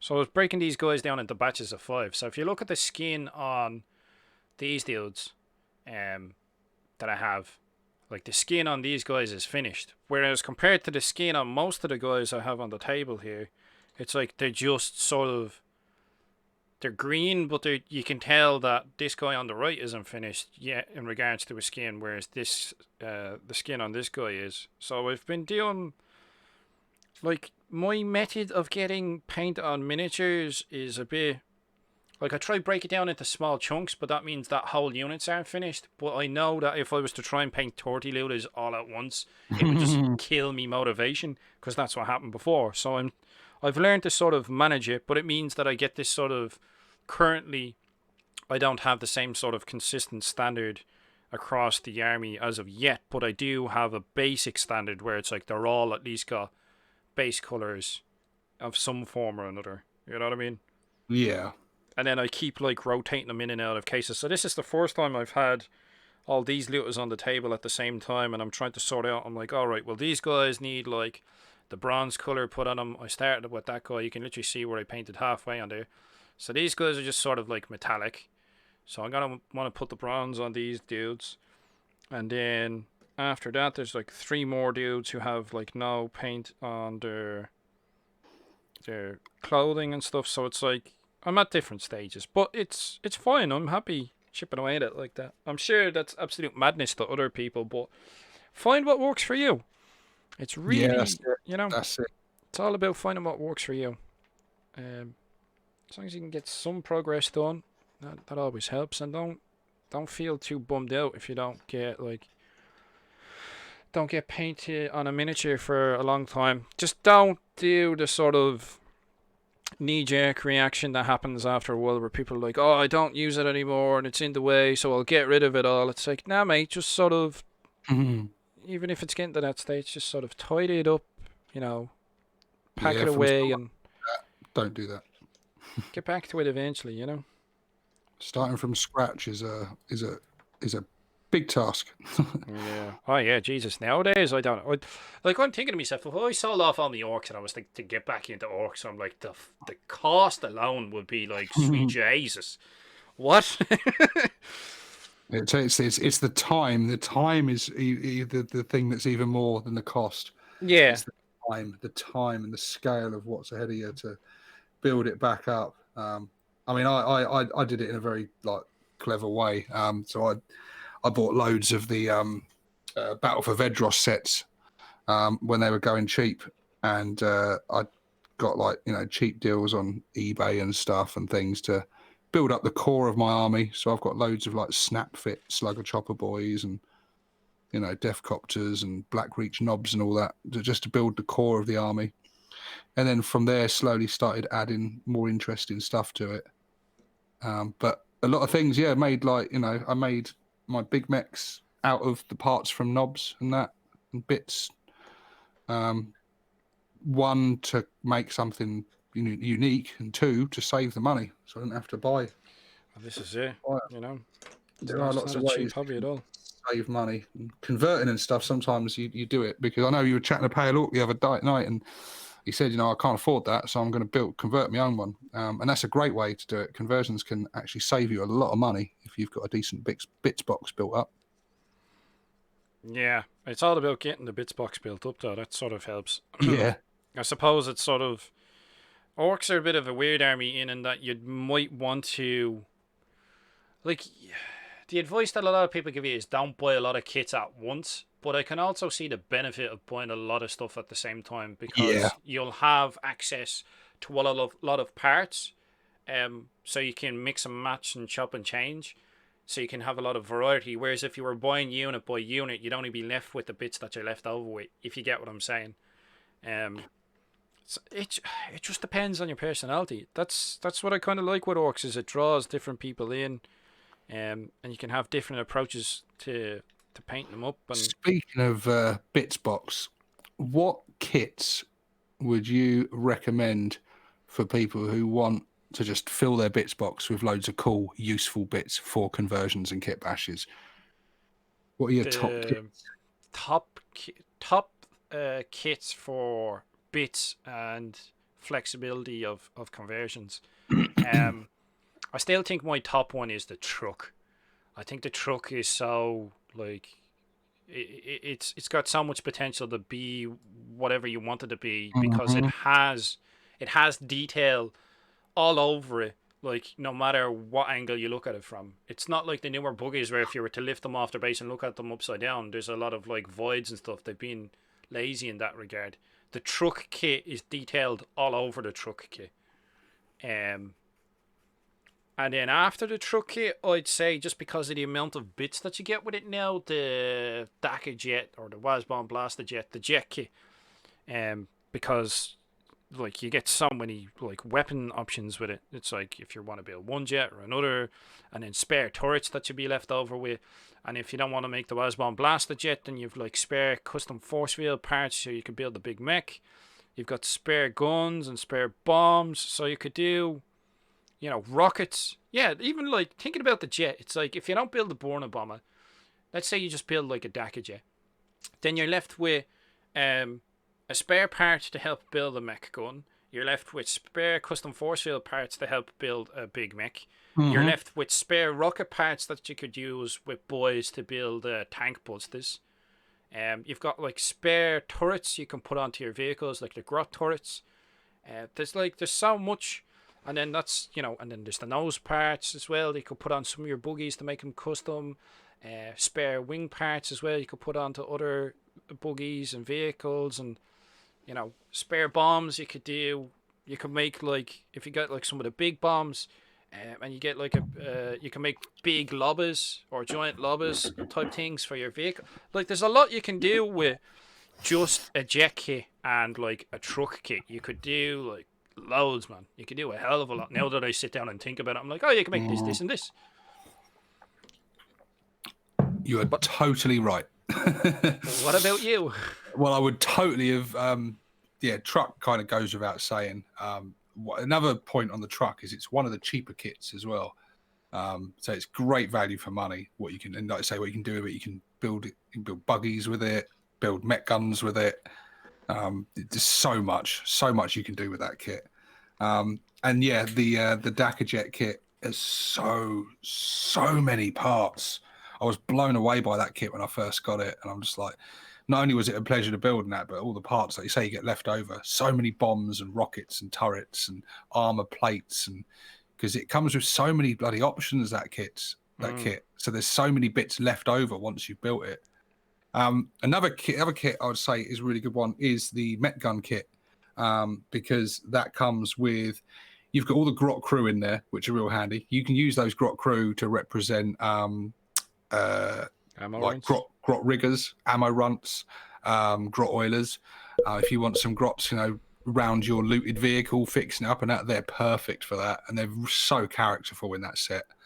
But then you've also got parts from the Met Gun itself. You've got all the 4 different weapon options, so you get a fair few parts left over from that, which can be really useful for other things. And then the other kit, which is a really good one, I think, is both NOBZ and Mega NOBZ. NOBZ kit's really good.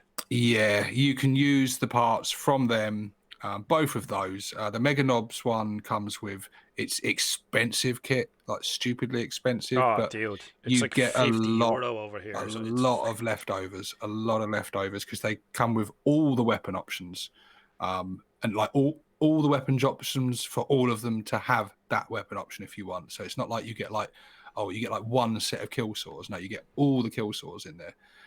You get all the custom shooters, all the combi shooters. You get loads of different heads, little armor plates and panels and boss poles and stuff. Obviously the parts, you get the custom force field in there as well. And then the normal knob kit comes with loads of bits as well, and just fantastic for converting your own big mechs, because you've got all the parts in there you need in those kits.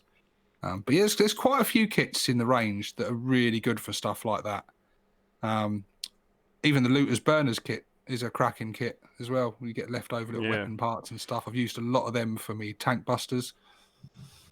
I think that's it. It's like those kits in combination with the boys kit. Like the boys kit can be torn into so much. Mm-hmm. And it's if you just have the bits, you can turn them into tank busters, you can turn them into looters, you can turn them into Borna boys, you could turn them into commandos. You know what I mean? I don't think there's many other armies in 40k where it's like the base unit. If you put some bits to it, a bit of green stuff work, or even the most basic green stuff work, if you wanted to do stuff, you could make those units.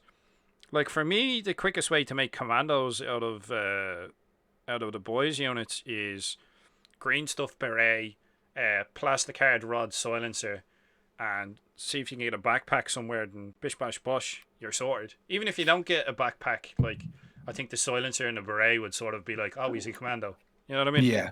Yeah, there's just some little things to add on there, because I mean they are basically just boys that are a bit more stealthy and elite and sneaky, aren't they? That's the same thing with all of our specialists. You just gotta looters are just boys with a big ass gun, aren't they? And Porno boys, they're just boys with flamethrowers. They literally, like, we're lucky in that regard. If you're smart about it, you could go a long way with some second-hand orc boys and a lot of bits. You could make your specialist units. You could make your storm boys. Like, the best advice I got off of someone in regards to making storm boys, and the best advice I've given to people is you can go onto Amazon, and little dust caps for bicycles and cars. They sell like rocket dust caps for vehicles, and it's literally like, stick that on the back of your boy, bit of green stuff, bit of plastic art or whatever. Storm boys. That's like, basically what the old storm boys were. The old set, they were just boys and had little metal rockets you stuck on their back, and that was it. They were basically boys. Mm. And then they obviously got a bit more specialised and sort of went into it a little bit more with the kit that we've got now, which is a really cool kit in itself as well, actually.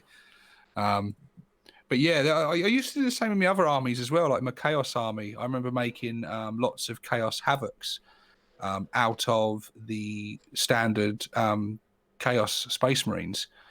She had certain weapon options and bits in there. Like I think the set used to come with heavy bolters in there for like the specialist weapon, but I just made using various parts and stuff and getting a load of those heavy bolters. I made like a squad of Havocs all armed with heavy bolters out of bits that didn't use any Havoc parts at all because they were just Chaos Space Marines with big guns.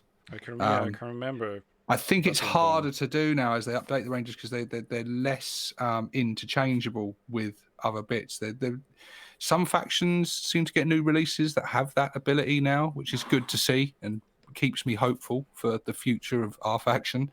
But it is worrying when you see some bits come and they're very mono build or very kind of the way they fit together is different to the way the other sets like you used to be all ball and socket joints or things, so an arm from one set will fit the torso from another set, but sometimes now because of their dynamic posing and that they kind of join at the wrist or the arm's molded on already or it joins at the elbow or it joins in a funny way, so will only stick together. I remember one of the guys I was talking to me Discord last night, Pilk, shout out to Pilk.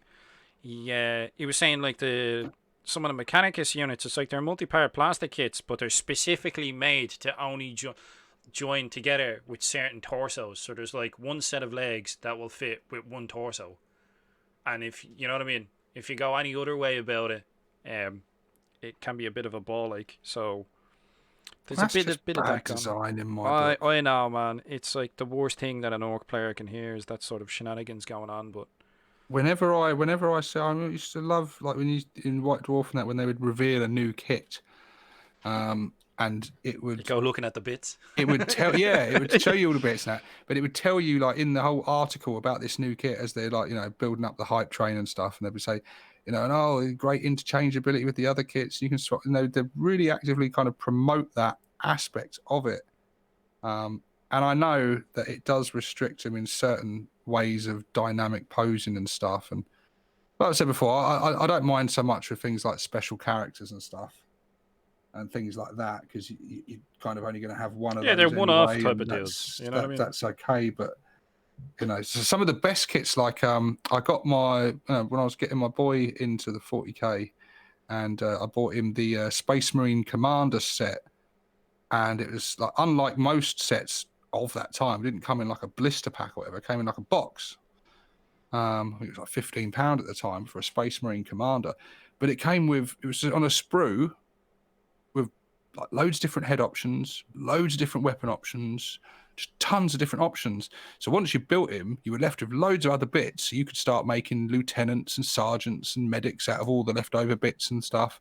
So you got like a power sword, a power fist, lightning claws, a bolt pistol, a plasma pistol, a helmeted head, one without a helmet, and all these different things. And I was like, they need to do all their HQs like that. That's like the best way. Like that would be if we had an Orc War Boss kit that was like that.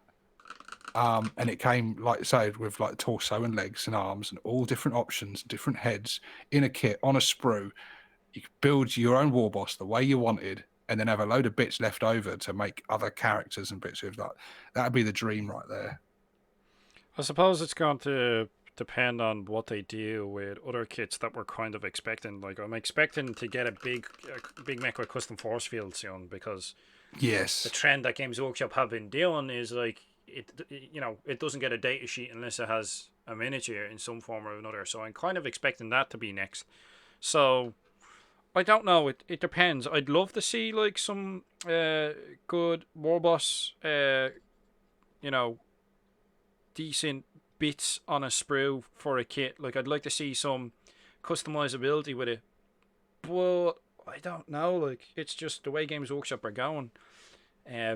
I'd mentally sort of prepare myself for it to go in a different direction. Like you know what I mean, which isn't ideal. But I mean the Sisters of Battle stuff raised hope because a lot of their kits, their new stuff is like that. I mean they've been waiting for fucking so long for a new range and that, and they've really delivered, I think, with that. And a lot of that stuff is very multi-part, multi-pose, interchangeable with the bits from the other kit stuff. So they do still do it. It just seems to be whether you're one of the lucky ones or you're hit and miss. you're kind of screwed. It really depends on the faction you're playing and stuff, and like, I don't know who's designing it and what they were going for. And I think GW sometimes weigh up, like, do we want to go for cool dynamic posing, or do we want, multi-part sort of? And I think some of the best kits are like that new giant kit that's just come out. What you mean, like the Knights for AOS? Yeah, but Fucking that's an awesome looking kit. Yeah, I'm sure it's an awesome looking kit. It's a brilliant looking kit. It is a brilliant looking and a stunning looking miniature that you can build. When I first saw it, I was like, and I think I saw someone else's video, and they were like, "Is this like one kit, or is this like 3 different giants you can buy?" And it's one kit. Yeah, you can tell it's one kit because the torso and the legs are the same. It looks fucking mint. It looks really good. And so they do still do it. So there is hope. It's not like, it's not like GW now only build mono build kits, and it's just that for some reason they gave the most converted customizable kit bashed army in their entire range mono build kits in the October days with all those buggies, and really, really weird decision. I still can't get over that custom booster blast's rear wheels being molded into the fucking body. I can't. I'm like, strange, man.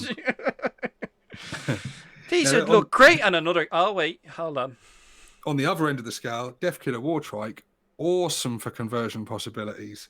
I mean, if you're gonna do it for conversion, you need to buy it and just not build the Death Killer, because you don't have leftover parts or anything. But the parts that are in there, you've got all like the engine and the chassis and the wheels, and everything's all separate. It builds in a very traditional sort of way.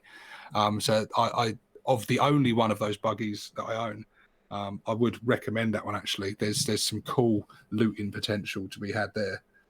But it's not like the other kits we mentioned where you can build the kit that comes and then have a load of parts left over. Like, if you're going to use it for conversion or the bits, that's all you're going to use it for. You're not actually going to build what the kit is. But I do that all the time anyway. I buy kits and then don't build what I'm supposed to. Oh yeah, it's like the truck kit. The amount of people I've seen who've got in a truck and chopped it into 3 fucking mech guns. Yeah. You know what I mean? Yeah, there's a lot of truck parts on my mech guns. A lot. Dim is like, sup, I just got my notification. Don't get me bleeding started. Don't get me started on YouTube notifications, even with like hitting the bell button and getting all the notifications, because they are terrible. Absolutely bleeding shocking. The amount of times I've done a stream and it's like coming near the end and it's 2 hours in. Oh, I just got me notification. It's like, oh, Jesus, YouTube. Jesus. Bleeding shocking is what it is. I'm trying to... this side. Yeah, I think he's got enough bronze on him. What about the next one? Yeah, I kind of want one of them giants, man. But you way out of that. I do. What are you going to use it for? Don't know. Nothing. Just want one. You just want one. I had one. I had the old one, which was a wicked kit as well. Now hold on. When you say the old giant, like what giant are you talking about? I mean the last one, not the old There's one. The plastic one. Then there was the one before that was metal. I don't give a fuck what anyone's rose-tinted nostalgia glasses are like. The old one was shit. The old one. It was all right for its time, but it's not good now. Well, when you're saying the old one, which one? Are you talking about the one that had like a tombstone in its club? Yeah, the one that's just been replaced is the one that I was talking about that I had. That was a great kit that you could build into like a chaos giant, a slave giant. Oh yeah, the plastic one. Yeah. Things. Oh, is that gone now? Is it? Well, that's just been replaced by these new ones that are like. Oh, they're it's like funny when twice the size of it. Yeah, when they showed them together, all I could think of was the BFG, because they showed the 3 of the big ones around him, and I thought, well, there's the BFG with the blood bottler and the man mangler and all that, like the butcher boy. I hadn't realised. I hadn't realised that the current joint was being replaced altogether. I thought it was like these are bigger giants in a giant army, or Well, maybe you can still, I use don't it, know, but man. mean, I just I look at think them you've and I'm been like, oh, scaled out of the game now. they're doing a Knights Codex for Age of Sigmar, and I'm like, I don't even play Age of Sigmar, and I'm like, meh. I don't know. I remember my giant was in my goblin army, and like just it was a really cool aesthetic where hordes and hordes of tiny little goblins, and then just this one big ass giant as like the centerpiece miniature of the army. That's how I would. Yeah, I don't like the whole an army of just big stuff. Well, I think that's what they're aiming for, is an army of just big stuff. And if Well, I it's think twice it's the both. I size think of a giant, like... yeah, I think it's both. You can use them. Oh, everyone in can use them, apparently. Exactly, they're yeah, going to you be can like use them. Imperial Knights. Everyone can take them. You can It's like, use oh, them. we'll make this unit, and... Go on, how much do you think it's going to be? Oh, expensive. 150? Something like that, maybe? Going to be expensive, and it's fucking huge. Exactly. But I think this sort of Huge. brings on another point that I keep getting onto. It's a miniatures game.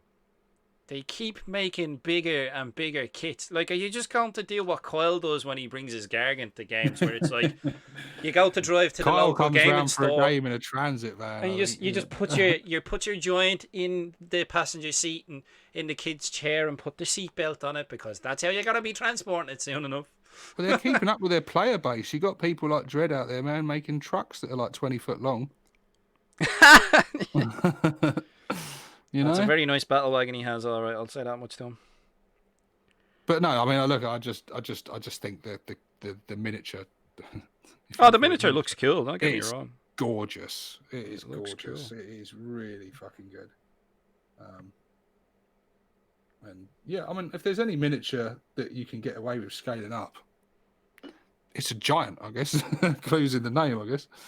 Yeah, true. But up to a certain extent, I'm like, in my eyes, miniatures have to be miniatures.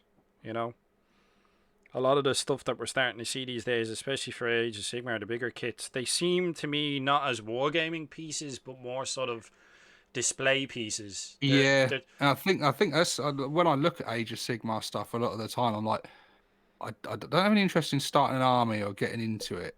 At least not anytime soon. But I look at some of those centerpiece big monsters and things. I'm like, I just want to own that and paint that and just have it and never use it, but just have it because it's cool looking. And I'm sure there's a lot of people that do get those miniatures just for that reason, actually. Yeah, I would be surprised if there wasn't.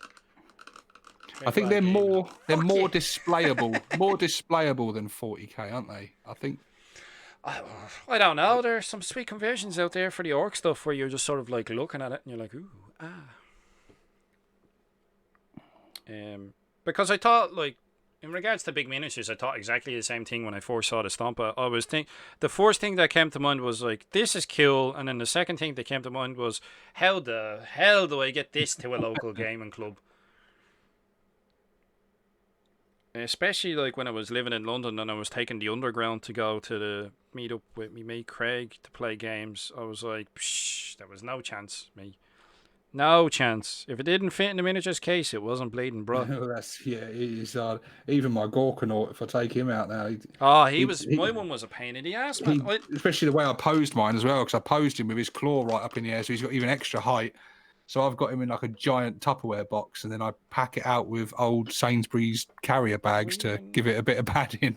I'm trying to know. That's how I have to transport him. My one literally disassembled, so like the arms come off, the main body comes off, the legs come off, and it magnetizes to its base. The base comes off, because otherwise it's like, how in the Jesus are you going to transport it? Like, you know what I mean? And it takes up 2 full foam. It takes up like 2 trays, because you have to sort of like split it and throw it in there and then layer that on top of a bottom one, and yeah, it takes up a fair old chunk of space. So it does. Cromcraft is saying AOS is very shallow. Cromcraft. I just want true scale Marines. I thought they have true scale Marines. Is that not what Primaris is now? Them's fighting words. if they hadn't changed, if they hadn't done the lore side of it, then yes, they would have been true scale, which is what. Tell you, man, that was the original design brief, I believe. They should have just done like Space Marine Civil War, where it's like the Primaris wiping out the old Marines. That would have been fun. That would have been a I, much better story. I don't know. I think they looked at the short term goal a little bit much, and it was like, oh, how are we going to explain that why they look bigger and that? Oh, well, so they're still not true scale, because the Primaris are the scale of what Marines should be anyway when compared to like a guardsman or something. And I don't know. I just think it would be better if it had just been like new suits of armor or something myself. And I don't know. I know it would have, in the short term, people would have gone, well, I don't know. But you scale up things. They've scaled up stuff before. They're scaling up stuff all the time, as we've just been talking about. They don't bother putting in any lore reasons why. It's just that the miniature has got bigger. That's what they needed to do, I think. But I don't know. Some people like it. Some people love the lore and the direction they've gone with it. I'm not a fan of it myself. No, I think it takes away from the kind of what 40k has always been in its lore. It's this dying imperium that's clinging on and holding on to old tech, and their religion and stuff, stops them from researching new tech, and they're just maintaining what they've got, these old relics of the past, and that gave it this very the whole grim dark aesthetic and stuff. And now look at all this shiny new stuff. It's a bit like a generic sci-fi now. Yeah, they sort of pulled like a Clone Wars, where it's like, oh, here's this clone army I've been building in secret that nobody knew about. It's like, we'd need an army. Oh yeah, it was like literally someone watched like fucking episode 2 of Star Wars, and it's like, we can do that, lads. Yeah. It's I don't know. It's not my cup of tea. Frost and Fist is saying Space Marine Civil was literally being done to death. I don't know. I think it would have been interesting. New stuff coming in and fighting the old stuff. There being a bit more resistance about it. Yeah, on a lot of scales, I would have liked to have seen that. I think we've talked about it before, like how on the whole lore thing. I mean, I certainly don't get the impression that the Imperium are fucked anymore. No. Yeah, they're like masters like of the their universe. Fight back. They've been up against the ropes, and now they're coming out swinging. It's like the Rocky music started playing, and now they're about to win. And I don't think that is the case, and there is obviously bad shit happening. But I would have liked to have seen them in a bit more time. Like Gilliman's come back, and everyone's kind of okay with that. I would have liked to have seen some resistance to that, like the council and terror and stuff, and the high lords and that, and a little bit of devious people out for their own agendas and stuff, like, and all the politics being at play and stuff, and some people not accepting the fact that he speaks for the Emperor and not liking that, and having some sort of distrust for him and stuff, and especially in the way that he was awoken and stuff by Xenos. Yeah, I don't know. I would have liked to have seen more turmoil and more a frictious kind of thing going on, because that would have really made it feel like it was at risk. Like it's all proper tearing itself apart, and Gilliman's desperately trying to hold it all together, but they're almost destroying themselves. they were like a sort of the Roman Empire, like before it sort of finished. The way while simultaneously being Yeah. assaulted by all the chaos and orcs and everything else, and all the factions taking advantage of that. But I don't know. They all seem very unified and very. Come on, guys, let's kick back now. We're bigger than everyone else now. Yeah, get him. Because everyone loves a hero movie where the hero is so much bigger and better than everyone else. No one likes an underdog story, do they? No one likes a heroic, valiant last stand, do they? Everyone just likes. Nah, mate. We're cannon fodder. I think we're used to it at this point. We're just there to be shot. We're the underdogs. And have a laugh in the process. I think that needs a bit of bronze around the back there, but not too much. And then that's all the bronze down. Yeah, I'm still on yellow. I'm mellow yellow. Dread is saying we three really do agree a lot. I've not disagreed with any of this so far, I don't think. Fucking hell. It's a first time for everything, bud. Jesus. I wonder if Dim's saying the same thing. Don't poke the bear. Don't. Look, I've T-Funk is just been saying, slagging off the law, so Dim must be agreeing with me. oh, he's probably loving it. T-Funk is saying, I love how Marine players a lot cried over upsizing. They make a huge Gazgul and Orc players love it. But that's because in the lore context, it makes sense for Gazgul to be bigger.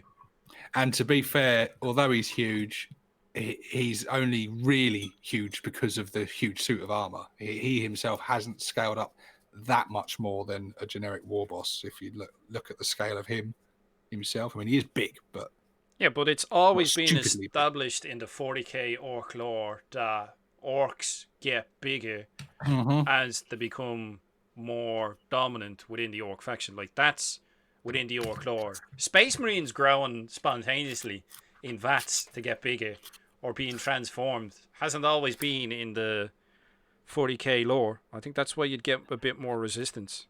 Do you know what? Like, there's a lot of hatred towards Marine players and stuff, and some of it's for good reason. But there's a lot of the game. They ruined the fucking game. Do you know what? I feel sorry for them. Like, they're do as well. Their whole faction is all their armies. It's all being phased out. It's going to take a long time, and they're going to go really slowly with it. But they're gone. They're going. Tactical Marines, Terminators, Rhinos, they're all phasing out slowly. They're going. And they're being replaced. And so, like, don't be envious of Space Marine players. Like, they've got it pretty tough in some respects. I don't feel envious of Space Marine players at all. The poor bastards have gone through...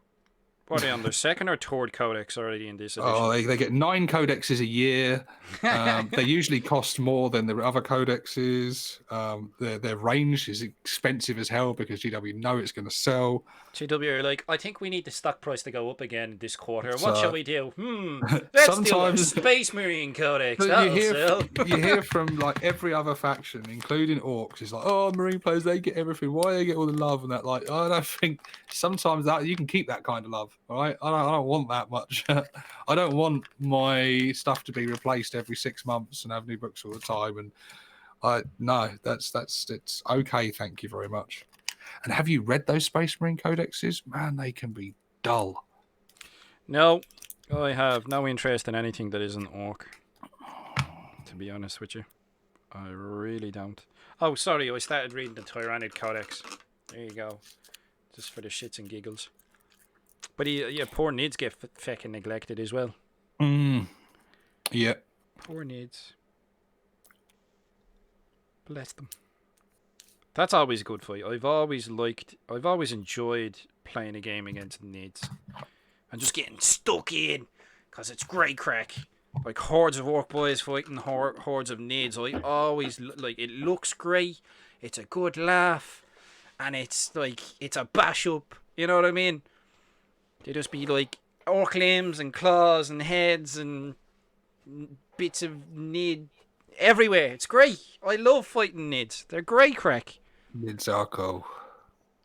Frost and Fist said in comments, actually, it has already been in the lore. Deliverance Lost is an old Horus Heresy book and was about genetically improved Space Marines that dwarfed normal ones. People gloss over that.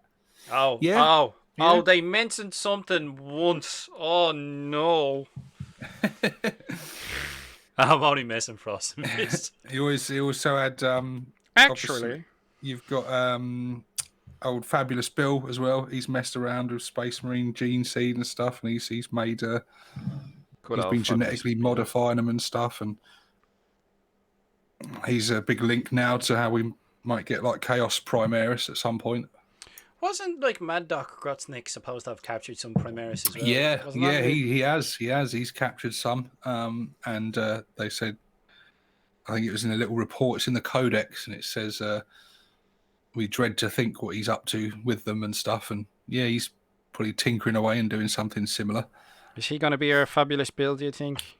Probably far less successfully than Fabulous Bill, but I imagine he's Perhaps some of what he learnt through that has gone into Gazzy. Gazgul and his roid rage.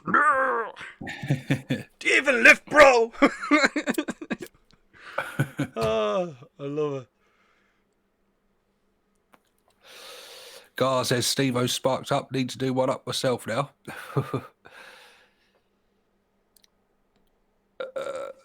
Dreadwire says Gaz has a bigger body but a smaller head. Yeah, I think people were comparing his head size to like the Gruk Face Ripper one, and Gruk's jaw like is more sort of pear shaped and bigger in that regard. Whereas Gazzy's head, I think, is I don't know if it's smaller than the old one because I'm still waiting. But that's fine. I've got littles to paint. Can't tell you yet.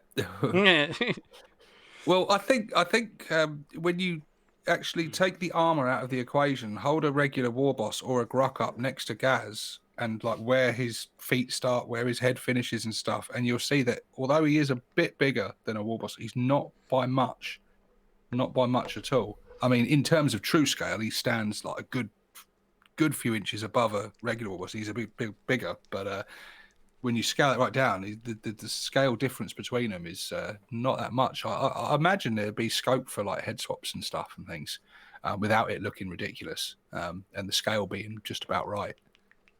Because like I said, I think they did just right with him. I think they did. They gave us a massive model, but he's not like a lot of the conversions and stuff out there of like these big Primarch bosses that people love to make. The funniest conversion I've seen so far with Gazgul. Have you seen? There's a tail one going around. Have you seen Yes, that? Yes, I have. I saw that the other day. Yeah, that was cool. God, that is hilarious looking. Yes, that was cool. Absolutely hilarious looking. Oh yeah, that was up in the community group. Someone posted that up. I was like, this is brilliant. It's horrendous that that it's a tail thing, but it's hilarious as well. Do you remember the other day, buddy? I think you said online it's very hard to get sarcasm across. I think it was during your live stream. Posts. Yeah. Well, the Hobby Git has just written Primaris are perfect. I get a massive sense of sarcasm. We know him well enough that it'll be like the sarcasm will be palatable in the air with them. But I think it's more. It can be difficult with people you don't really know, or you don't really know much at all. You know what I mean? Can be a bit. Marant's Dance says, "Fabulous Bill gargles Primaris Gene Seed." Scotto says, "Gaz is maybe 2 centimeters taller than the RTLW Iron Boss, and that's only because of the base." Oh yeah, because he's on his big like dynamic base. So he's by the look of his pose, he's not actually standing flat at all. He's sort of like, his legs are sort of splayed out a bit. So yeah, that'd be interesting. See what folk do with him. What conversions they get chopping and changing. Oh, the Hobby Git says, in the lore they are considered perfect. Ah, okay. For now. That's until one turns traitor. They're meant to be uncorruptible, aren't they? What's the fun in that? Yeah. But so were the original ones, so there you go. Beep, beep, beep. And don't even mention the Thunder Warriors. Oh, this marine lore, it bores the shit out of me. Like, I enjoyed the first Horus Heresy book. I thought it was pretty good. Oh, the first three, No interest. the trilogy. It was a sort of trilogy. Oh, bloody good reads. See, I have a lot of interest in it. I really like it. I do have a lot of interest in the other factions as well, and the lore as a whole. I have an interest in the lore as a whole, and you know, I'd like to see what's going on in the timeline. But just Space Marines, I don't know what it is about them. They just bore the ever-living shit out of me. They just do. I don't know why. And I like, if you like Space Marines and you're listening, fair play to you. But just for me, they just don't do it for me at all. Don't know why. Just bore the shit out of me. Sort of like Sisters of Battle for me, then. I think it can be the same for some folk. Like, they'll be like, I've had discussions with people and they're like, they don't think orcs fit in the 41st millennium at all. And there's other factions I'd look at and I'd be, I'd have a similar sort of opinion. You know what I mean? I thought that about Tau. When Tau first came out, there was an awful lot of backlash. Did not like them at all. I thought, well, that's just manga. Like, that doesn't fit. That's not. But they've integrated in with it now, and they are part of the whole kind of thing. And They're not a faction for me, but I do like them. They're a cool faction. I would never collect a Tau army, but I like killing them. They're good crack. They're all But right. when I saw them, I thought, well, aesthetically and stuff, they just don't. But that's always been 40k, and it's a load of ideas ripped from other sci-fi things and fantasy things, and it's aliens, it's Terminator, it's Space Marines, it's so many different things from all stolen from other different things thrown together in one universe to all fight each other to the death, and that's what's really cool about it, really. Yeah, it's like it's a lot of different. It's a mixed bag of stuff. All right, there's a bit of this, there's a bit of that. There's not many original ideas as such. There's a lot of mishmash of sort of stolen bits from other things. Yeah, that's understandable. I suppose it can be hard to be original in some regards, but I think there's an issue with that when people start banging on about how it is original, and then you sort of point out, well, this came from here and that came from there, and they got inspired by like 2000 AD and Dune. Yeah, massively. Star Wars. Like so many works of fictions are. They're all inspired, and ideas have come and evolved from other things, haven't they? Yeah, of course. Yeah. I'm certainly not saying it as a negative, but it is definitely. I mean, fantasy itself was very heavily inspired by Lord of the Rings and Conan the Barbarian and pretty much, yeah. Dungeons and Dragons, wasn't it? And then it slowly evolved and became its own thing, and then for a while, 40k, certainly the early days, was just a sci-fi version of fantasy, wasn't it? I mean, you had space elves, space dwarfs, space orcs. Pretty much. That is where, while our orcs are sort of like orcs with a cane and their own sort of thing these days, that's the genesis of what they are comes from like Lord of the Rings. That's what inspired me. That's one of the things that sort of started it off for the old school GW staff. They were like, we want to do we like Lord of the Rings. We want to do our own sort of game based off of something like that. It's always interesting to look at the history of it and how, like, even orcs, what orcs are and their identity in 40k has changed massively over years. Oh, very, very much so. They're very different from their fantasy counterparts now, aren't they? Yeah. Oh, yeah. Which I find that kind of interesting when people make direct comparisons between the two. It'll be like, well, Age of Sigmar orcs do this and are this. So I think a lot of people assume that then the 40k orcs, the same things will be applied to them. But I don't think so. Because there's some crossover, isn't there? There's some crossover with like Gorkamorka and things like that. Yeah. But then there's a lot of difference as well. Like, I mean, the difference between Gretchen and goblins are incredibly different in the lore. And they're essentially, Gretchen are essentially goblins, aren't they? But goblins have far more sort of power and sort of intellect and devious nature in the fantasy lore and the Age of Sigmar lore, to the point where you've got characters like Skarsnik and that leading armies of orcs and stuff who are following a goblin into battle. Which maybe it's just the case that they got neglected in 40k. They didn't get as much love as the fantasy goblins did. That could be a factor that sort of plays into it.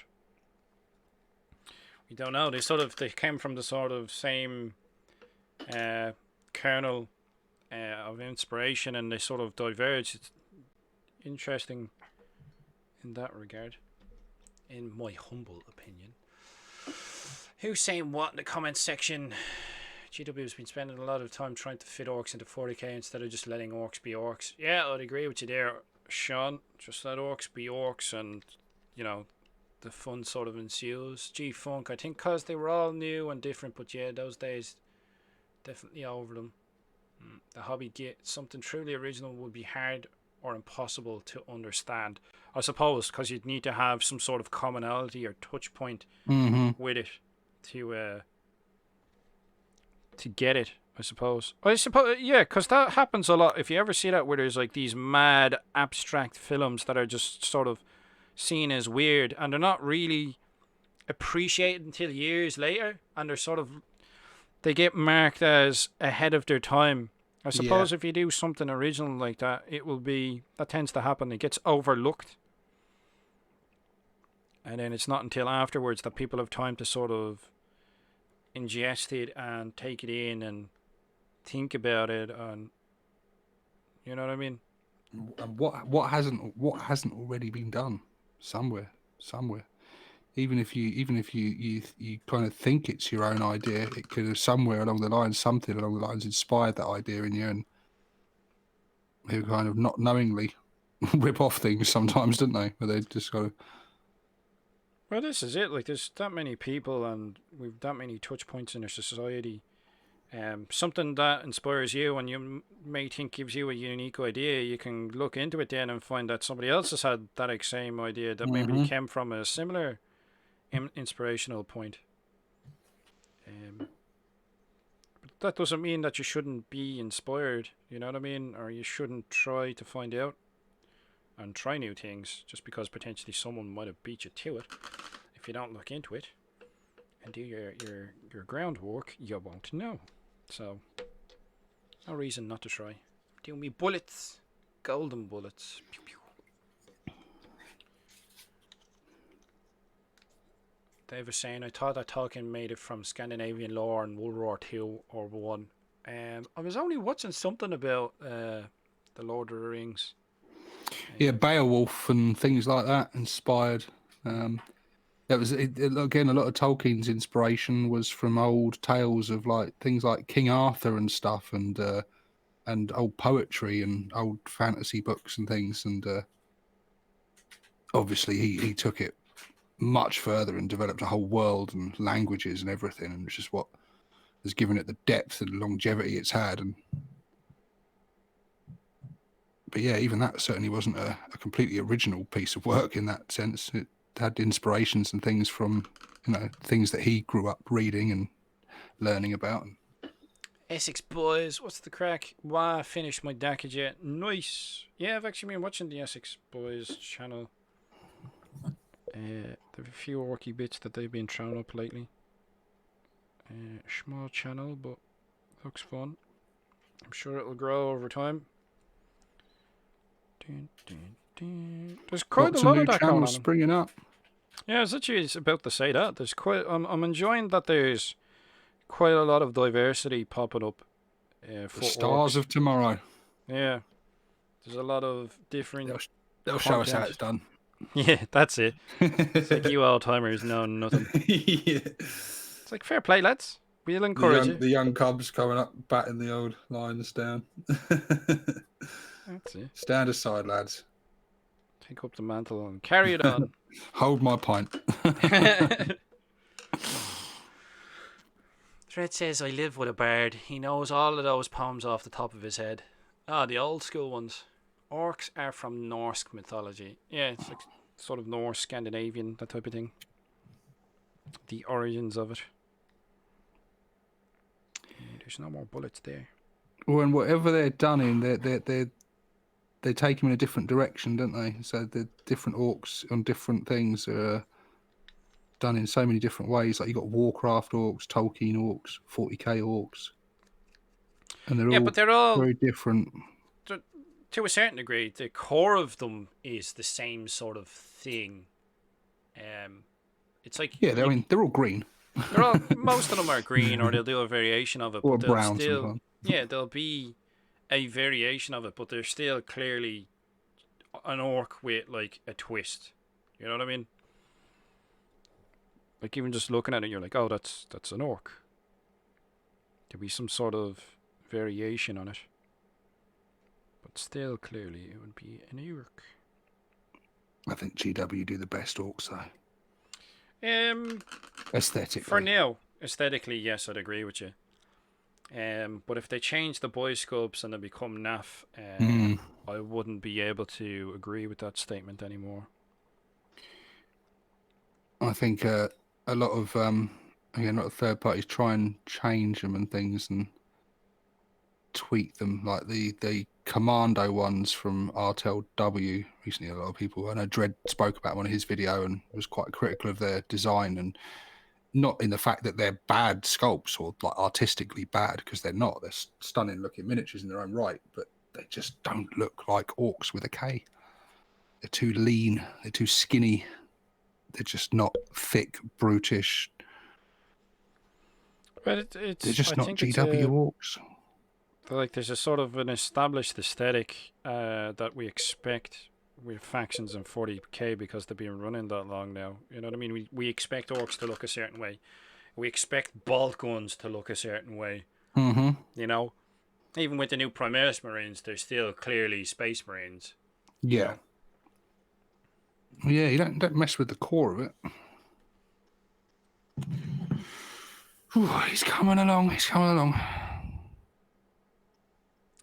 Cromcraft is saying, not really. Orcs is a German word for demon, and elves is for angels. So corrupted elves are demons / orcs. Yeah.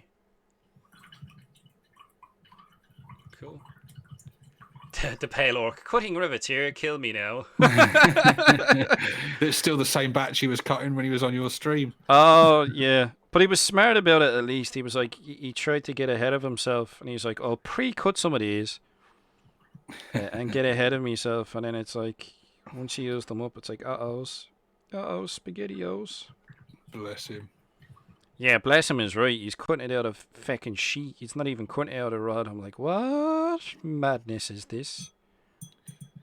Dread's just said, Dread's Connie said, I'm telling you, 4 Fun Minis is going to be huge because they're perfectly fitting for GW Orcs. Yeah, I'm massively impressed with their range for that very reason, that they look, the parts they do to customize and add more variety to your orcs look amazing, because they're not only do they look really, really good, but you could mix those parts in with your GW orcs, and to the untrained eye, people wouldn't realize they were from a third-party company.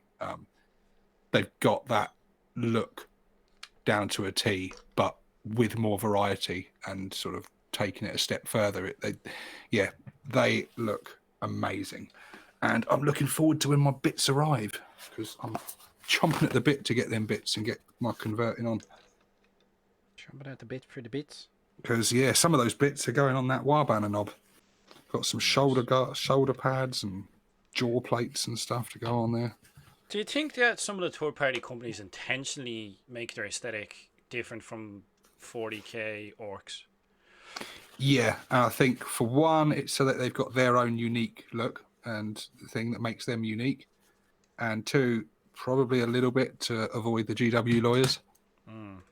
And I think it's good. I don't think there's anything wrong with it. It's just my personal taste. It's good that you've got that variety out there, because I saw people debating those RTLW commandos, and some people saying, "Oh, I love them. They're so much better than GW orcs, and that's what orcs should look like." And I'm like, I completely disagree with you, but that's cool that there's that option out there. Yeah, there is a lot of I would variation. just hate it if GW saw that and were like, "Oh, yeah, maybe people would like it if we made our orcs look a bit leaner and a little bit more sort of like, no. Make them continue that really like over the top bulkiness of them." And I mean, all of GW's range has always been in what do they call it? 28mm heroic scale, don't they? So it's all lost my earphone there.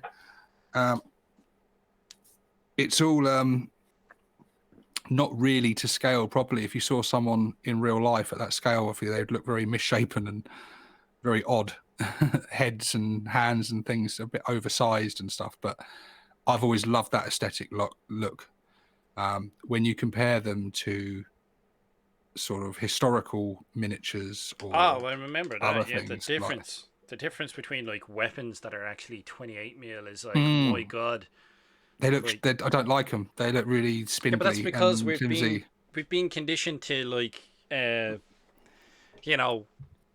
bores on cannons that would fire dustbins in reality and not actual shells. You know what I mean? But it looks cool. Because it's exaggerated. It's got a nice chunky aesthetic to it. It looks.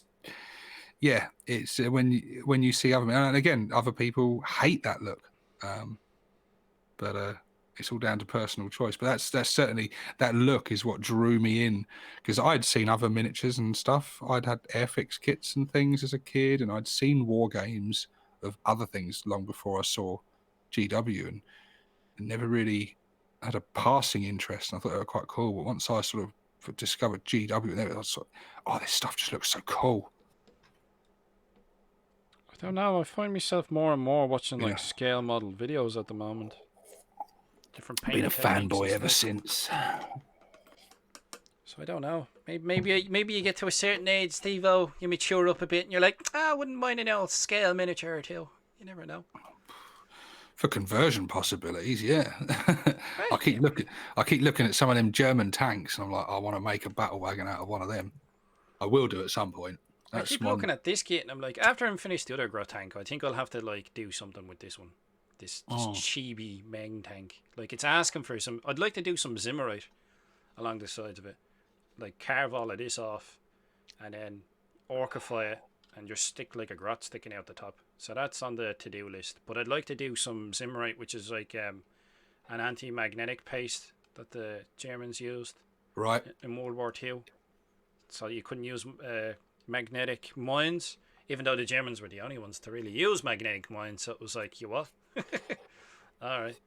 Tank buster bombs. That's it. But yeah, this all dry fits together. It's really cool. That is cool. Make a great turret. That would actually make a great turret for on a battle wagon even. It would. It definitely would. Yeah, now that I think about it. Because if you look at it, they're all 10 mil squares down there, so... Yeah, I want the... like I want to get one in the right scale. I want the World War I German tank. Because it's just the great big like wardrobe on tracks. Incredibly unsuccessful, and they only made like 7 of them or something. And they were just horrendously bad and so sort of top heavy that they would topple over, and they had little to no ground clearance. They got stuck. There's massively unsuccessful, but they look really orky, and like the World War I aesthetic where you've got all the rivets and stuff and that on that old school way. Yeah, so I look at one of them and I'm like, if I get one of them in the right scale and convert that up, it would make a really cool battle wagon. So that's very much been on my to-do list for a long time now. what are you going to... Well, this is the thing as well that comes back into like making your own rules or making custom rules or finding rules to proxy something that you want to play on the table. Like, what way would you... I'd just use it as battle wagon rules. It would just be like a battle wagon of my own design. Get it sort of approximately this. Get one to like say the scale so it's approximately, because it's kind of the shape of it. It's very like the battle wagon we've got. It's very kind of narrow and long, and yeah, I don't think it would take much to the addition of some turrets and some plates and armor panels and orcify it up a little bit. It'll look very very orcish by the time I'm through with it. But yeah, that's been on my sort of to-do list. But they can be quite expensive. I've scanned them and looked over the various companies that sell them, and there's not a huge amount of them available because World War II is definitely the more popular option and well-served thing. But World War I is, more and more movies and things are being made about it these days. And yeah, it's like the 100-year anniversary thing sort of brought interest. Pale so Ork is asking. They do exist. Pale Ork was asking, are you talking about the mouse? He's talking about the A7V, I think it is. Yeah, that's it. A7V. That's the one. Yeah. That's the one I'm talking about. It's I like the French one as well. The French tank, the little light tank. That is very grot tank looking. Oh yeah, they're clearly inspired. If you look at the grot tank, like the running gear, they're clearly inspired by like what was it called? You look at looking into if you research tanks and go into the early history of them when countries were making their first tanks. Like, look into some of the other countries that were making tanks, and you see some mental designs. There's ones out there with 2 turrets, like twin turrets, like side by side. That I'm like, this looks so cool. They were very experimental and just some crazy design ideas. If you want inspiration for building tanks. Just research like World War One tanks and stuff, and tanks that were being built between World War One and World War Two as well. Like have a look at some of them because there was some mental designs, The interwar and tanks. a lot of prototypes and things that never saw mass production. But have a look at them because there's some crazy stuff out there. I mean, the Germans, they were basically they were about to go full steam ahead in building like actual battle fortresses, like during World War Two. Like some of the stuff they were the mental things that, like, I know Hitler was a big advocate. He really wanted these just completely unrealistic, unfeasible things that weren't ever going to do anything, but just the scale of them was just ridiculous, like mega panzers and stuff, like literal battle fortresses. Oh no, it's like you can tell. It's like, but they'll just bomb it from here. It's like, Cromcraft says the male tank is basically a Land Raider. Yep, basically. Check out the epic narrator says, check out the Bob Zempal New Zealand tank. I will do, buddy. That's a tank that was literally a bleeding tractor. I remember that one. TLC Creation says Stevo's to-do list in currently on volume 3. It's an extensive list, buddy. If I start doing any of those things on that list, I won't get this army done. So it's all on hold. It's all locked away as I'll put that on the back burner. It's something to crack on with at some point in the future. Definitely. But like we said, we're focusing on getting these 1,500 points done. Never mind dreading his 2,000. He can jog on, he can. Lads. I was telling him to jog on with the 1,500 until he said, well, Scar and Dim have agreed. They're doing it. I'm like, well, I've got to now. 1,500 was like, all right, we'll twist Stevo's arm. That'll be, a decent arm. And Dread's like, dude, I'm making up a 2,000 point list, and I'm like, I know how Dread's brain work. I'm Good like, for fair, you crack on. Fair play to you, mate. You crack on. Let us know how that goes. Yeah. Let us know how that pans out for you. Scar, you should do a 2,000, but no, go away. Next year, that'll be next year's goal. It's like it's amazing I've gotten this much paint on miniatures. Taking into account I was pretty much known for playing with unpainted miniatures for the better part of a decade, so it's like, I'm looking forward to putting that one to rest, I can tell you that. Well, me playing with unpainted orcs? Yeah, well, me, I mean myself, because I'm much the same. So you're as bad as me, aren't you? Yeah. Yeah, I've had a lot of stick for it. Lots of it in jest and good natured. Some of it not so much. And yeah, I'm looking forward to putting that one out to pasture and never looking back. Bennett is saying the Dakajet is a MiG. Yeah, the Dakajet is heavily inspired by the MiG. You can really tell. Be really cool to see someone do it up in like that MiG silver, like the silver of the MiGs, but like you could do like a red star for the Rebel Grots. That'd be cool. That would be cool. I think we're probably getting on for time here, aren't we? Starting to get to the stage now where I'm wanting to get. I know we started late, but get a cup of coffee and maybe something to eat, But yeah, I've been chipping away here. I've been doing like all the bullets and these guys, and quite a few of them I've gotten the bullets done. I think we've still managed to hold a decent conversation while actually getting some progress done on these kits. And then I did a bit of like the copper color on these guys. It's getting there. You've done more than me. I mean, I've just been putting yellow bits on this guy, of which he hasn't got a huge amount. He's got probably of my 3 dreads, he's probably got the least amount of yellow on. But I don't put loads of yellow on them. They just got bits of yellow because they're kind of black and yellow. Black and yellow, black and yellow. So they'll have they're about a 50-50 split between black and yellow. But yeah, he's going to have a lot of metallics and brassy tones to him once I'm done with him. I think the next stage I'll have with these looters is pick them out in like these sort of the colours. I'll do like yellows, blues and reds for these guys. So I'll do the wiring and it sort of pops a bit more. And then I'll do the skin and then washes. So it's, like I said, my process for painting them isn't like I know what I'm doing with them. It's just how I approach them. It'll be you know, I'll take 5 guys with me and I'll be like, boom, I'll put these down and I'll try and get all this sorted. You know what I mean? Bite-sized chunks. We're getting there. Mm-hmm. We're slowly getting there. Mr. Motivator, says Dread. That's it. He needs to motivate himself. He needs to concentrate is what it is. Pick up a Dread, paintbrush. Focus. Focus. Oh, we could do this, guys. We could do that. Focus, Dread. Focus. Scarnier, that's a good effort. You're not a bad painter. I like it. I'm okay, Dave. I think I'm just sort of like particular. Like kind of, I try to do tidy more than anything. Like I don't do anything amazing. I just sort of try and, like there's a bit of cleanup I need to do on that one there, but that's fine. Yeah, I try to do tidy paint jobs, and then it's mostly just like wash and stuff afterwards. So they look good on the tabletop at least. Like even with these guys, I can tell they're at different stages because these guys don't have their base dry brushed, whereas some of these dudes, I don't know what that is. Some of these dudes you probably really can't tell with the light, but these ones are dry brushed, so it pops a bit more.